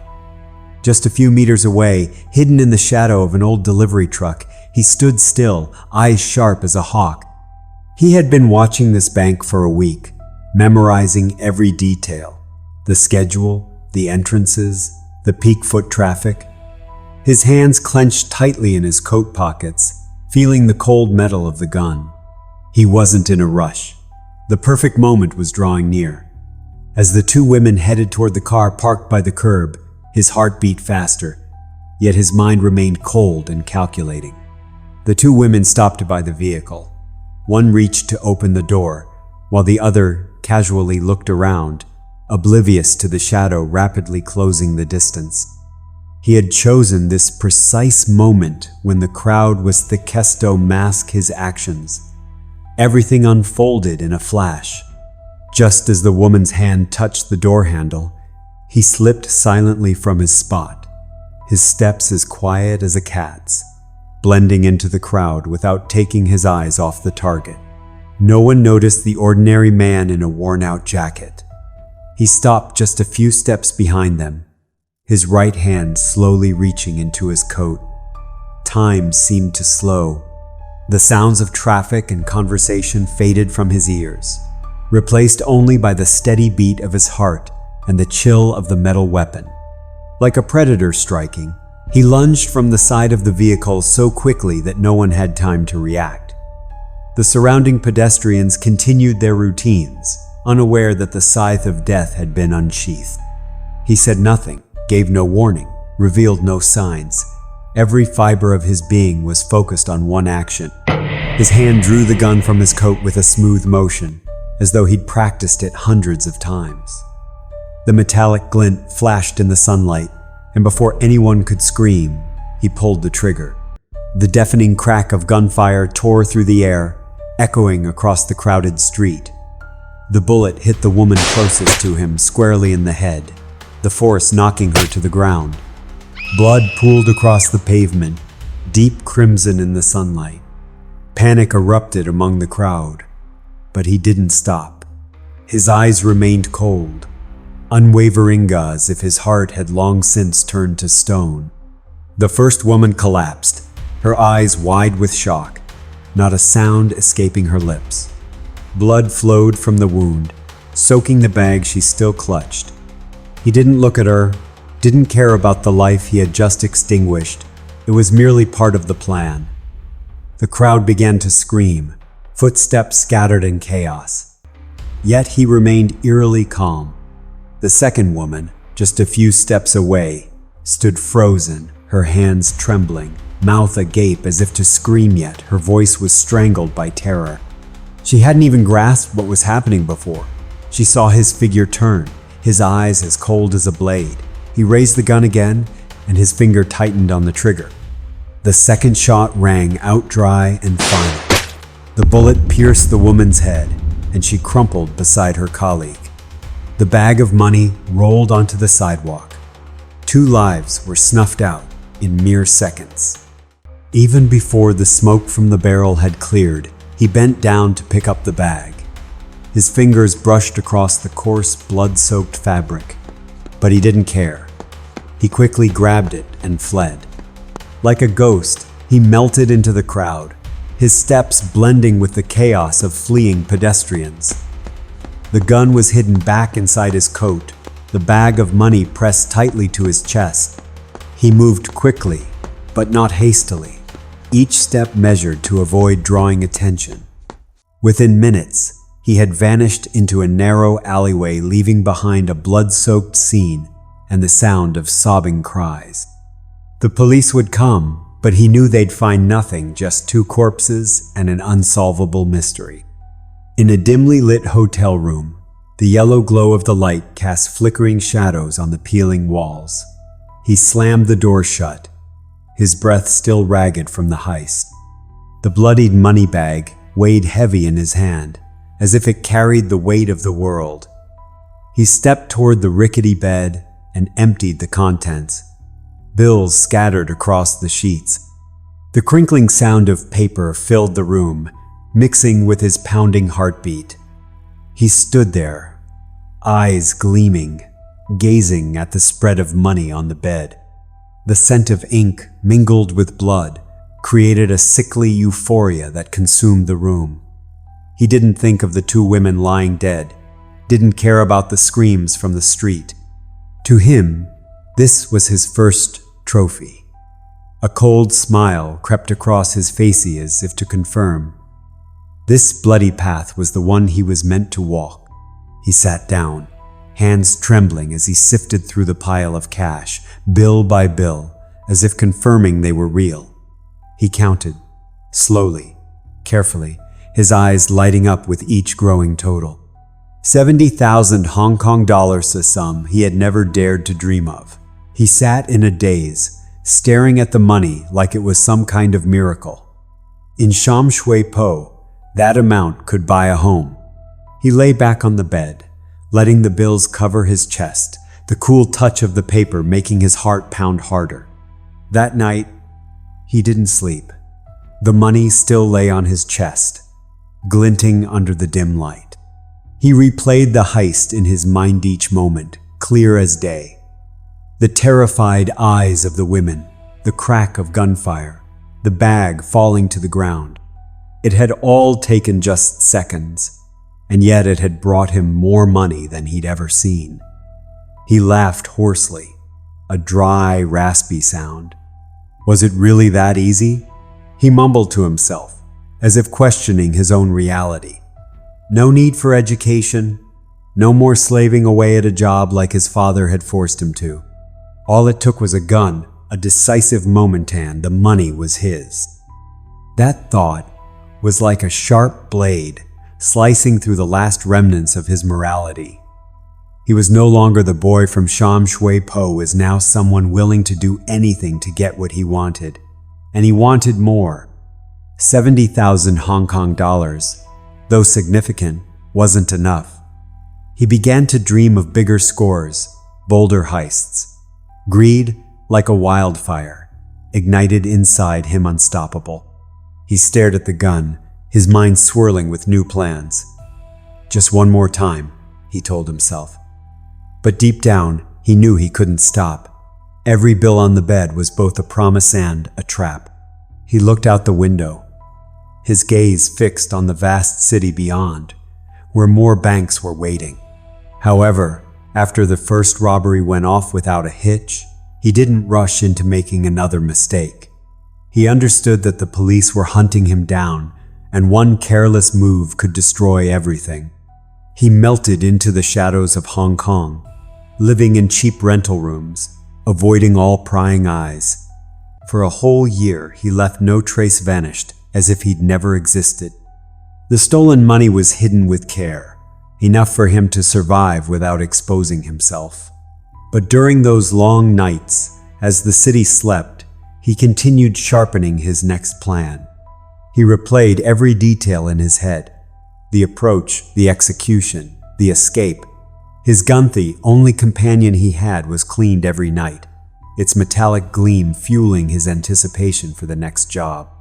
By 2005, when the summer heat blanketed the streets, he knew the moment had come. He stood up, eyes sharp and cold, ready for a bolder heist. He appeared in front of a bank in the suburbs of Hong Kong, looking like a harmless vagabond. An old, worn-out coat concealed his figure as he sat on a nearby bench, his eyes absent-mindedly following the crowd. But beneath that ordinary facade was a sharp mind, analyzing every detail. He memorized every face going in and out of the bank, every car that pulled over, every anxious glance of those carrying heavy bags. He observed the guards changing shifts, the way the glass doors opened and closed.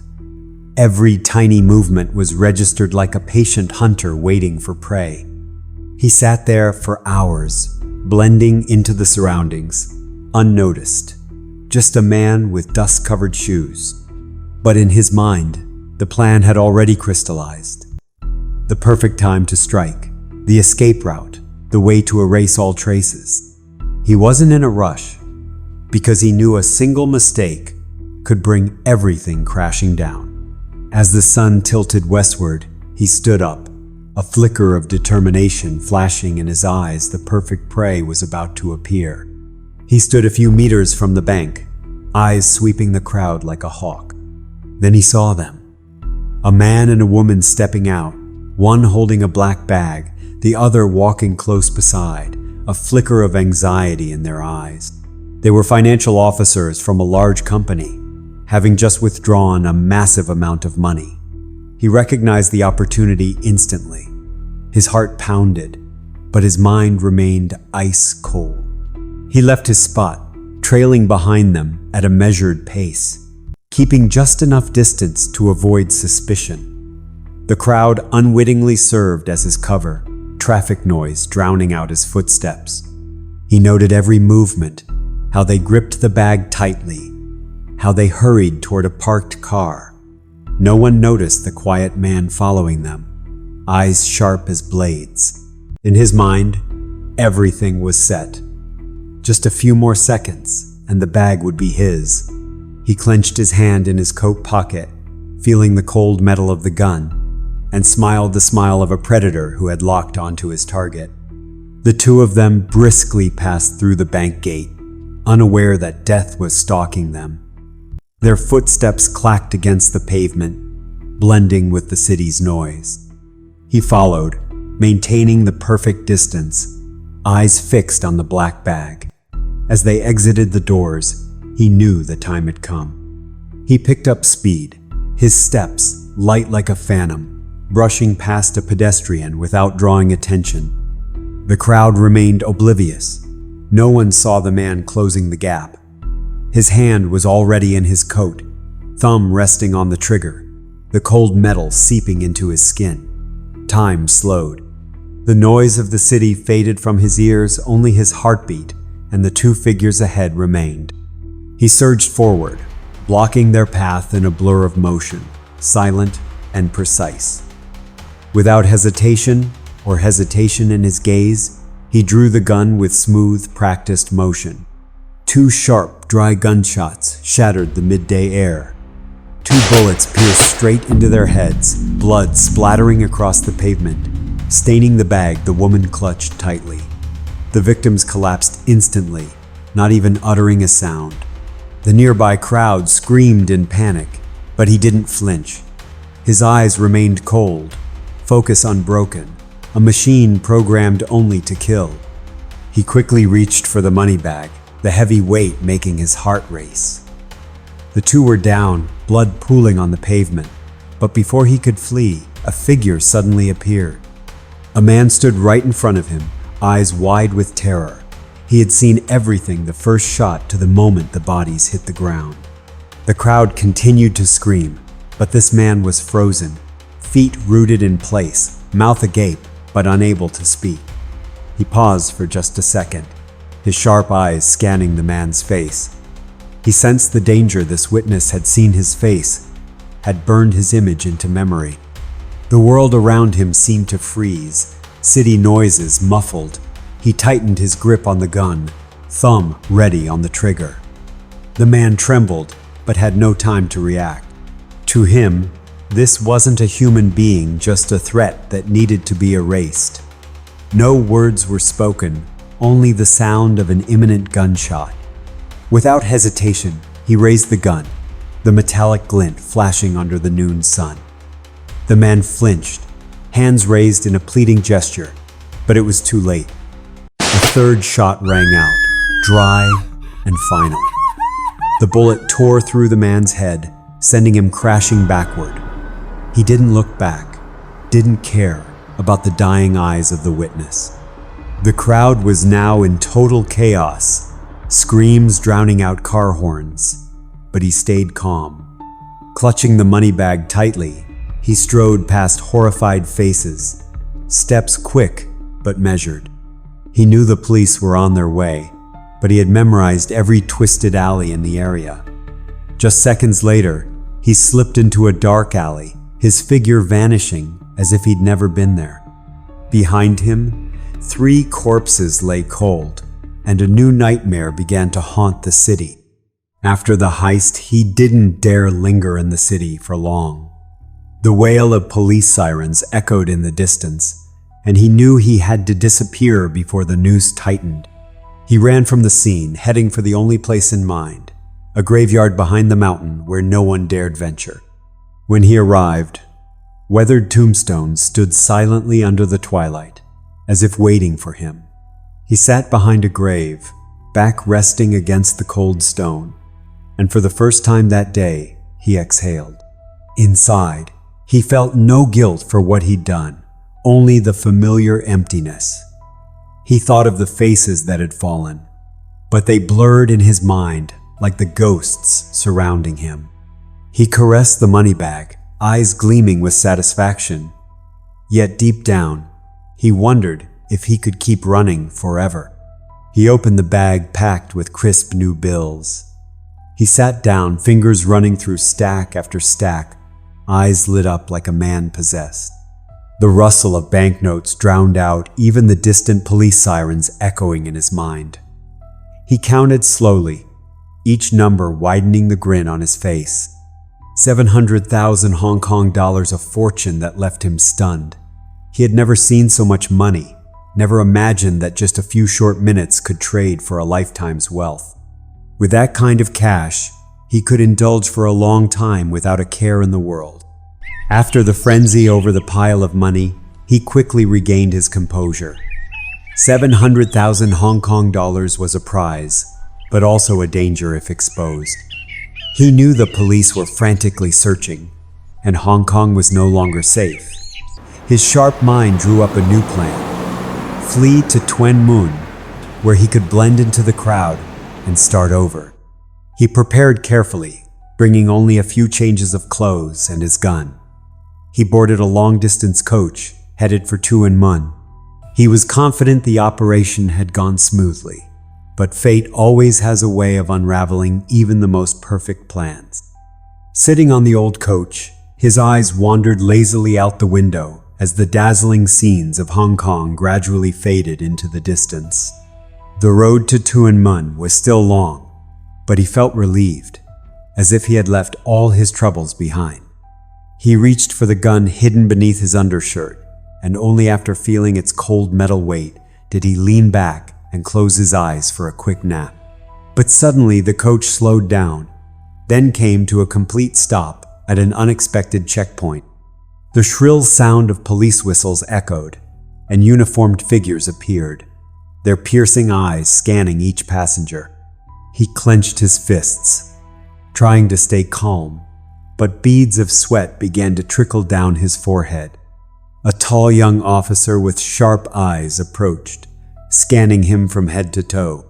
"What's under your shirt? Take it out!" the officer demanded. He froze. His hand trembled slightly inside his shirt, feeling the cold, hard outline of the gun. He looked at the officer, mind spinning. He could lie, but that voice, that gaze, they told him these people were not easily fooled. In his heart, he wondered if he could talk his way out of this, or if this was the moment when everything would fall apart. He pressed his lips together, slowly reaching inside not to draw the gun just yet, but to test their reaction. He knew that every passing second was a gamble, and he wasn't ready to lose.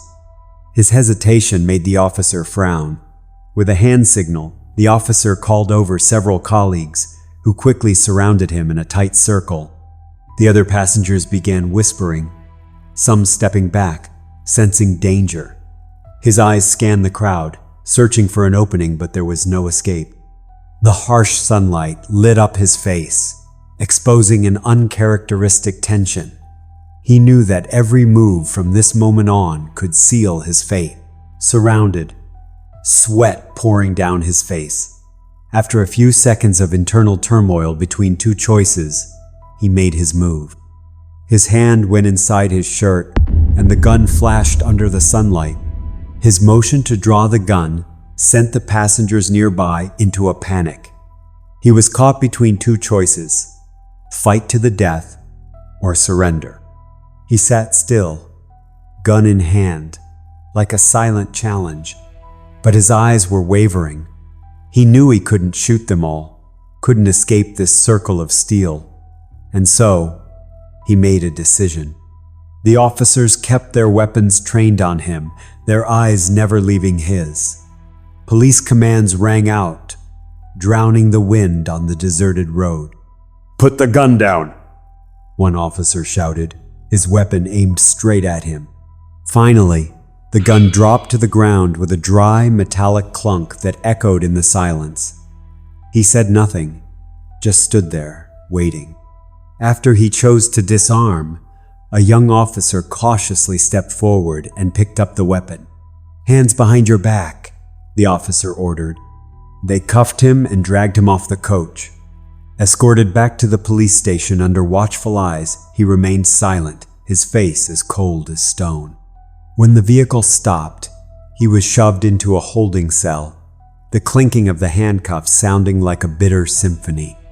The officers searched him, but aside from the gun, they found no evidence linking him to the robberies. He knew that and used it to his advantage. In the interrogation room, under the harsh, sterile white light, he sat across from the officer, looking calm. "Where did you get the gun?" they asked, their tone sharp. He shrugged. "Found it." In the end, lacking evidence to charge him with robbery or murder, they only convicted him for illegal possession of a firearm. He gave a faint smile upon hearing the sentence: 3 years in prison. Though he had to endure days in a cold, dark cell, he felt no remorse. 3 years for illegal gun possession was a small price compared to what he had done. The police were suspicious, but had no solid proof to charge him with the bloody robberies. He knew the money was still safe in Hong Kong, waiting for his return. Each day he sharpened his mind, feeding an even greater hunger. He imagined the day he'd walk out of prison with a new gun and even bigger plans. The prison gate creaked open, and the scorching April 2011 sunlight hit his face. After 3 years of hard labor, he walked out not with a renewed heart, but with one hardened by time in solitary confinement. His stare was sharper than ever. He felt no remorse for the lives he had taken, no dreams of turning over a new leaf. Standing by the roadside, he watched the traffic pass, savoring the taste of freedom. A smirk tugged at his lips, a dangerous glint flashed in his eyes, and then he walked on, blending into the crowd like a ghost ready to be reborn. Back in Hong Kong, he returned to his old ways. With money left over from his last heist, he contacted a familiar arms dealer. In a clearing near the edge of a forest, the man handed him a cold, heavy handgun. He took it. His fingers brushing against the steel, its familiar weight made his heart race. He vowed to make up for the 3 years lost behind bars with bolder, more daring robberies. Each night, he honed his plans, imagining banks, sacks of money, and the people who would fall under his barrel. With a new gun in hand, he didn't sit still for long. He started again like a predator let out of its cage. Banks across Hong Kong and nearby cities became his targets. He acted with a brutality that had become second nature. Observe, wait, strike without mercy. Each heist was ruthless. He shot without hesitation, each bullet taking a life just as easily as it stole money. Victims fell: bank employees, guards, unlucky bystanders. He didn't count the bodies or think of the pain he left behind. But what he didn't realize was that the world had changed. By then, Hong Kong's streets were lined with surveillance cameras. Quietly, they began to capture traces of him. In one suburban robbery, he failed to notice a tiny camera fixed on a lamppost, just perfectly angled to catch his face as he fled the scene. In another job at a small bank, he happened to look up just as the security camera's flash activated. Those fleeting moments, seemingly insignificant, became deadly clues. He continued his spree, leaving behind blood and terror, but also traces. The blurry footage began to tell the tale of a relentless killer. He didn't know that in the darkness he once trusted, an invisible net was closing in, waiting to drag him into the light. After multiple unsolved bloody heists, Hong Kong police finally found their first leads. They combed through hours of surveillance footage from scenes of the crimes, analyzing each frame. One blurry clip revealed his figure, the baseball cap failing to conceal his piercing eyes. Another showed how he held the gun quick, efficient, machine-like. The smallest detail: Shi's gait, his worn-out coat slowly pieced together a clear portrait. They compared videos, connected cases, and realized these weren't isolated crimes. This was the signature of a serial killer. Finally, a clearer video from a nearby bank confirmed it. It was him. A wanted notice was immediately issued, and the whole of Hong Kong was shaken.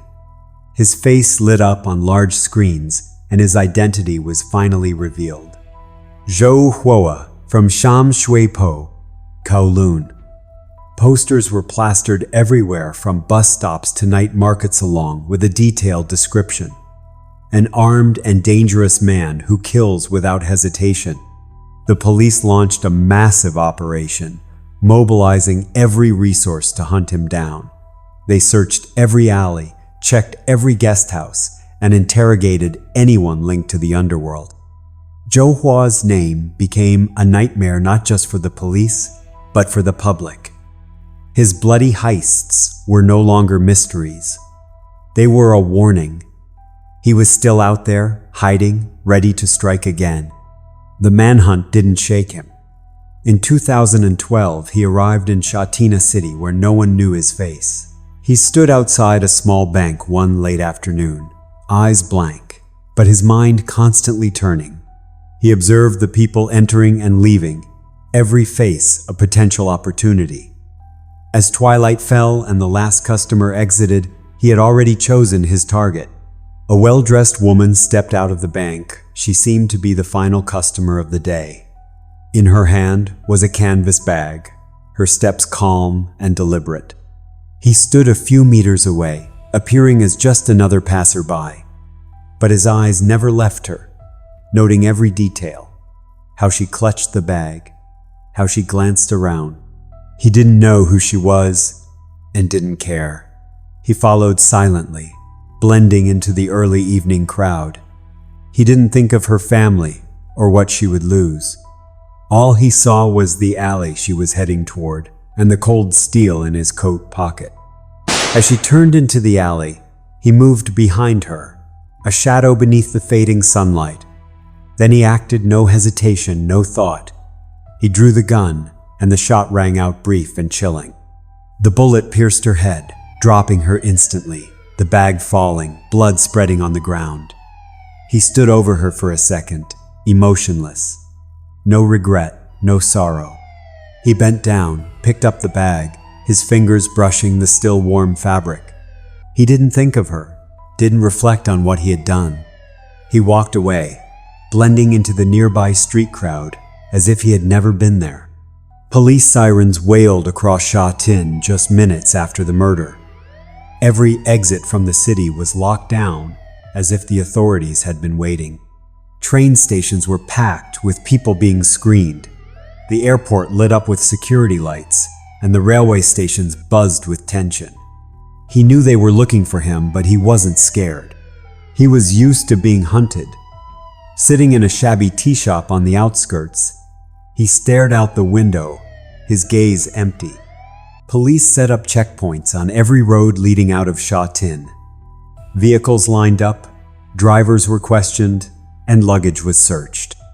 They scrutinized every face, comparing them with his portrait, but no one had seen him.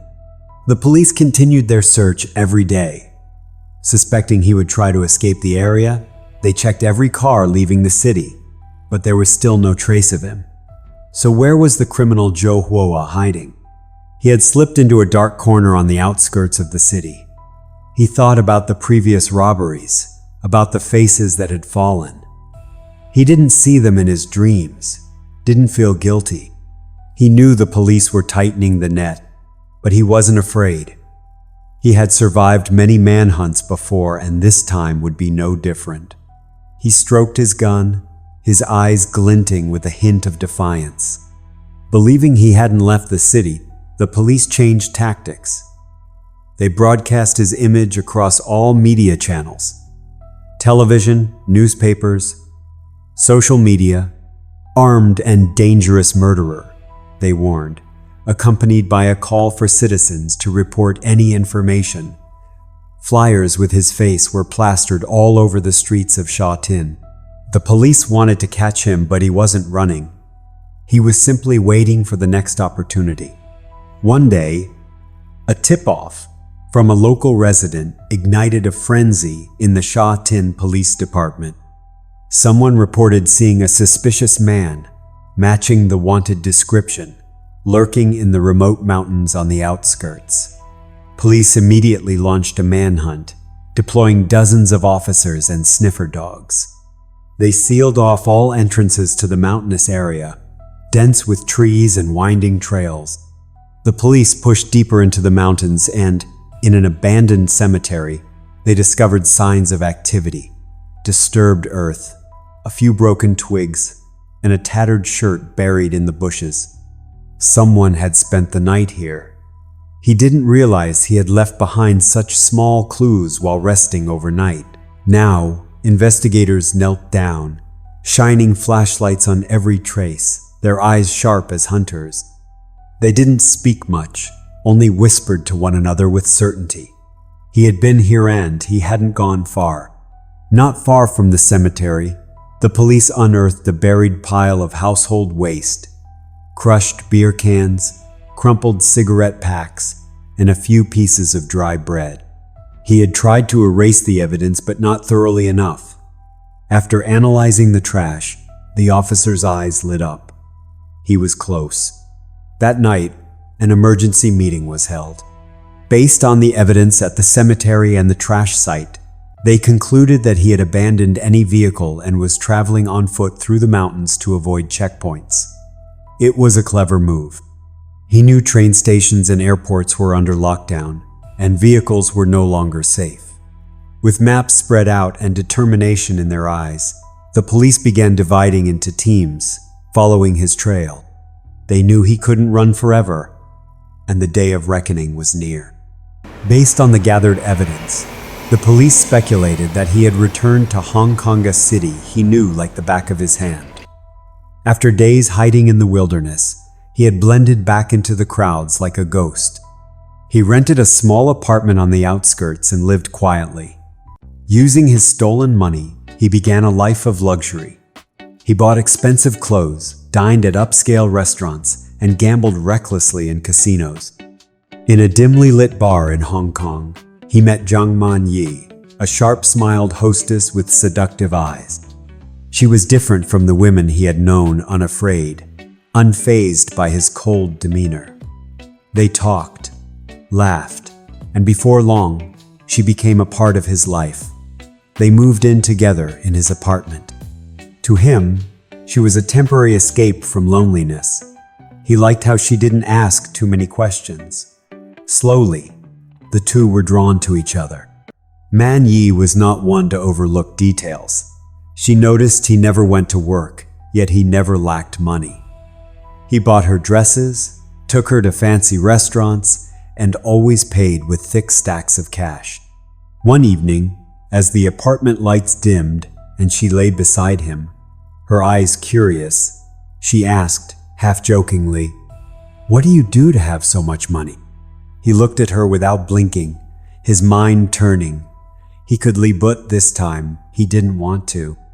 The truth, to him, was a test to see if she was like the others, ready to run once she knew who he really was. He knew the answer would change everything, but he wanted to see her reaction. Taking a drag from his cigarette, he spoke in a cold voice. "I'm a murderer and a thief," he said evenly, as if recounting an ordinary tale. "Are you scared?" He looked straight into Man Yi's eyes, expecting panic, but it never came. She only tilted her head and smiled, a strange glint in her eyes. "Like one of those heroes in old legends," she replied, half joking, though he could sense the truth in her words. She wasn't afraid, she was intrigued. He smirked, a mix of relief and surprise washing over him. He had never imagined anyone could accept the real him. "When I've stolen enough 1 million yuan, he continued, his voice dropping lower, "I'll stop. We'll go somewhere far away and live in peace." He didn't know if he truly believed that, but in this moment he wanted her to. That night, their bodies intertwined. They truly understood each other for the first time. He used the stolen money to satisfy Man Yi's material desires. He bought her expensive handbags, sparkling shoes, and took her to luxurious places. Watching her try on new dresses, her face glowing with delight, gave him a fleeting sense of warmth, but it always dissolved quickly, giving way to the familiar emptiness. He knew the money was stained with blood, that every bill cost a life. Sometimes, while she slept, he'd sit by the window, staring out at the city, wondering if she really understood him. He didn't love her, not quite, but he needed her.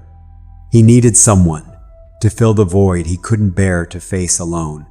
His hand would often drift to the gun hidden in the drawer, eyes gleaming, fully aware that the 1 million yuan was nothing more than an empty promise, and the path he was on had no exit.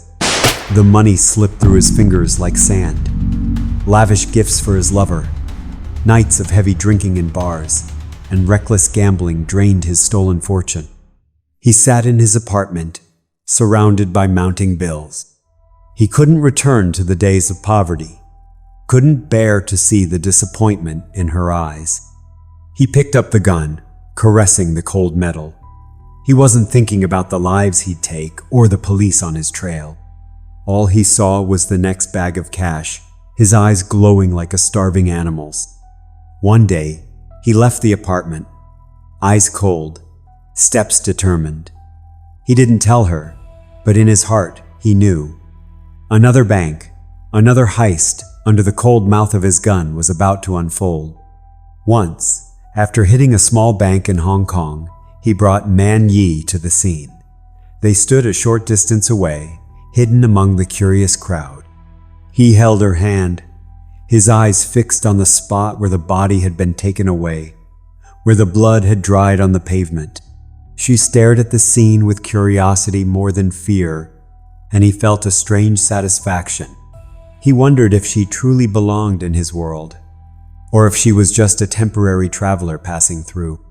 He didn't love her, but he needed her there to witness what he had done. Watching the police bustle around the scene, collecting evidence of the crime, he stood just a few meters away, hands in his pockets, eyes flashing with contempt. He saw them stoop down, picking up fragments, whispering about clues, and he wanted to laugh. He tightened his grip on Man Yi's hand, feeling her warmth, but his eyes never left the officers. He didn't think about getting caught, didn't think about the lives already lost. All he saw was their helplessness, and it made him feel more alive than ever. He turned away, pulling her with him, his steps light, as if he had never been there at all. He always believed he could vanish forever, that no one sharp enough could ever spot him in a crowd. But on a bright day, at the end of 2012, under the lights of a commercial district in Hong Kong, his luck began to crack. He moved through the crowd with a wandering gaze. He didn't know that a young couple had stopped in their tracks upon seeing him. His face, though partially hidden under a cap, was disturbingly familiar. Inside him, confidence still ruled. He believed himself a ghost, invisible in this world. But he didn't see the wife's anxious glance or hear the husband's whisper. The husband held his wife's hand tightly, eyes locked on the man ahead. "Hey, I think that's the wanted guy," he whispered, voice trembling but resolute. The man continued walking, melting into the shopping crowd, unaware that he had been recognized. In his mind, only vague plans for the next heist existed. He didn't look back, didn't see the couple exchange looks, didn't see the wife nod, her hand trembling as she reached for her phone. He thought of Man Yi, of her smile when receiving gifts, and told himself everything was still under control. The couple trailed him quietly, keeping a safe distance. The husband's grip was tight, his eyes tense but never leaving the man. They passed brightly lit shops and whispered urgently into the phone, calling the police. The man kept walking steadily, eyes scanning the crowd out of habit. He drifted through thoughts of the past close calls, near captures. But the sharpened instinct of a seasoned criminal made him cautious. He suddenly turned, eyes sharp as blades aimed directly at the couple. He had sensed them, the sneaky glances, the hesitant steps. He stood still, his gaze fierce as a predator sensing danger. The husband froze, clutching his wife's hand, while the wife nearly stopped breathing. He said nothing, but his stare was a silent threat. "Don't come closer." Rage flared inside him, but he restrained it. He knew any rash move would destroy everything. He thought of Man Yi, of the apartment where she waited, and told himself he could still escape. He turned away, walking faster. His lips pressed tight, hand clenched around the gun in his pocket, ready for whatever came next. The couple stood frozen, their hearts pounding as his gaze moved away. Fear weighed down their legs like lead, leaving them unable to move. They looked at each other, eyes full of tension, and decided to stop. The wife whispered, "We can't take the risk anymore." They remained there, amidst the shopping crowd, a mix of helplessness and relief washing over them. He had exited the mall, his silhouette fading behind the glass doors. But the couple didn't give up completely. They called the police again, voices trembling but resolute, reporting the direction he had gone. In their hearts, part of them feared he might return, but another part knew they had done the right thing. He, now walking swiftly down the bustling street, had eyes that sparkled with suspicion. He didn't know he had been spotted, but instinct told him to move faster as if fleeing from his own shadow. He thought about all the times he had escaped before and told himself this would be no different. But deep inside, a seed of doubt began to grow. As soon as he vanished, two plainclothes officers appeared at the mall, their sharp eyes scanning the crowd. The couple approached them, hurriedly recounting everything: his face, the terrifying look in his eyes, and the direction he had gone. The husband pointed toward the main entrance, describing the worn-out jacket and the cap he wore. The officers nodded, one hand on the radio, reporting quickly to the patrol team.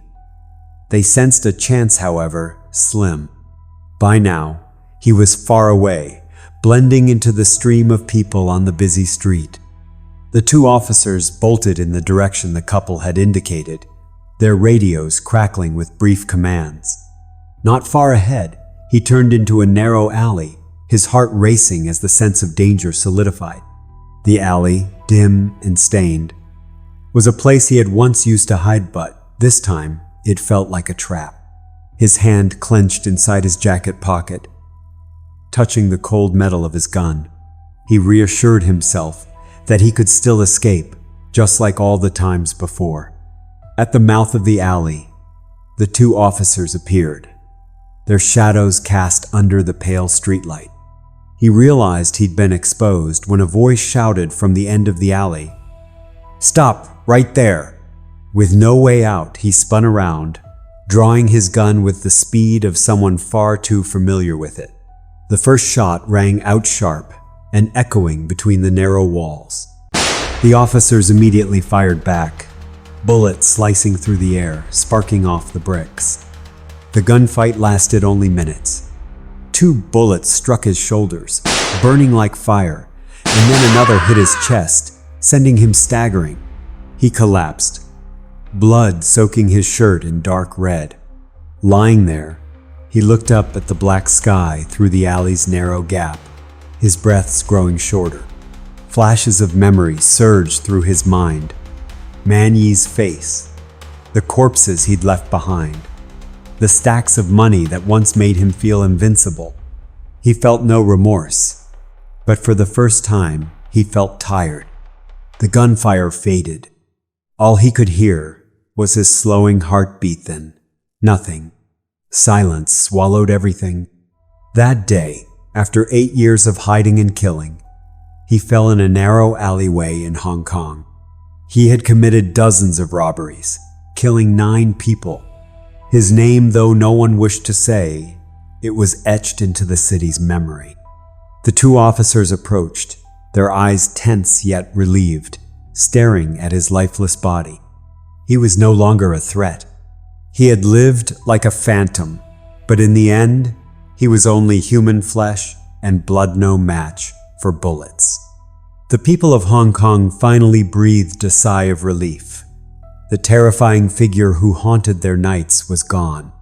As the news spread, people said that evil had finally been punished.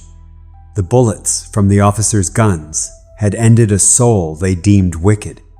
In that alley, as blood poured from his chest, he didn't curse the police. He didn't beg for forgiveness. He simply looked up at the sky, his eyes fading, and accepted it. People would remember him as a monster, but he didn't care.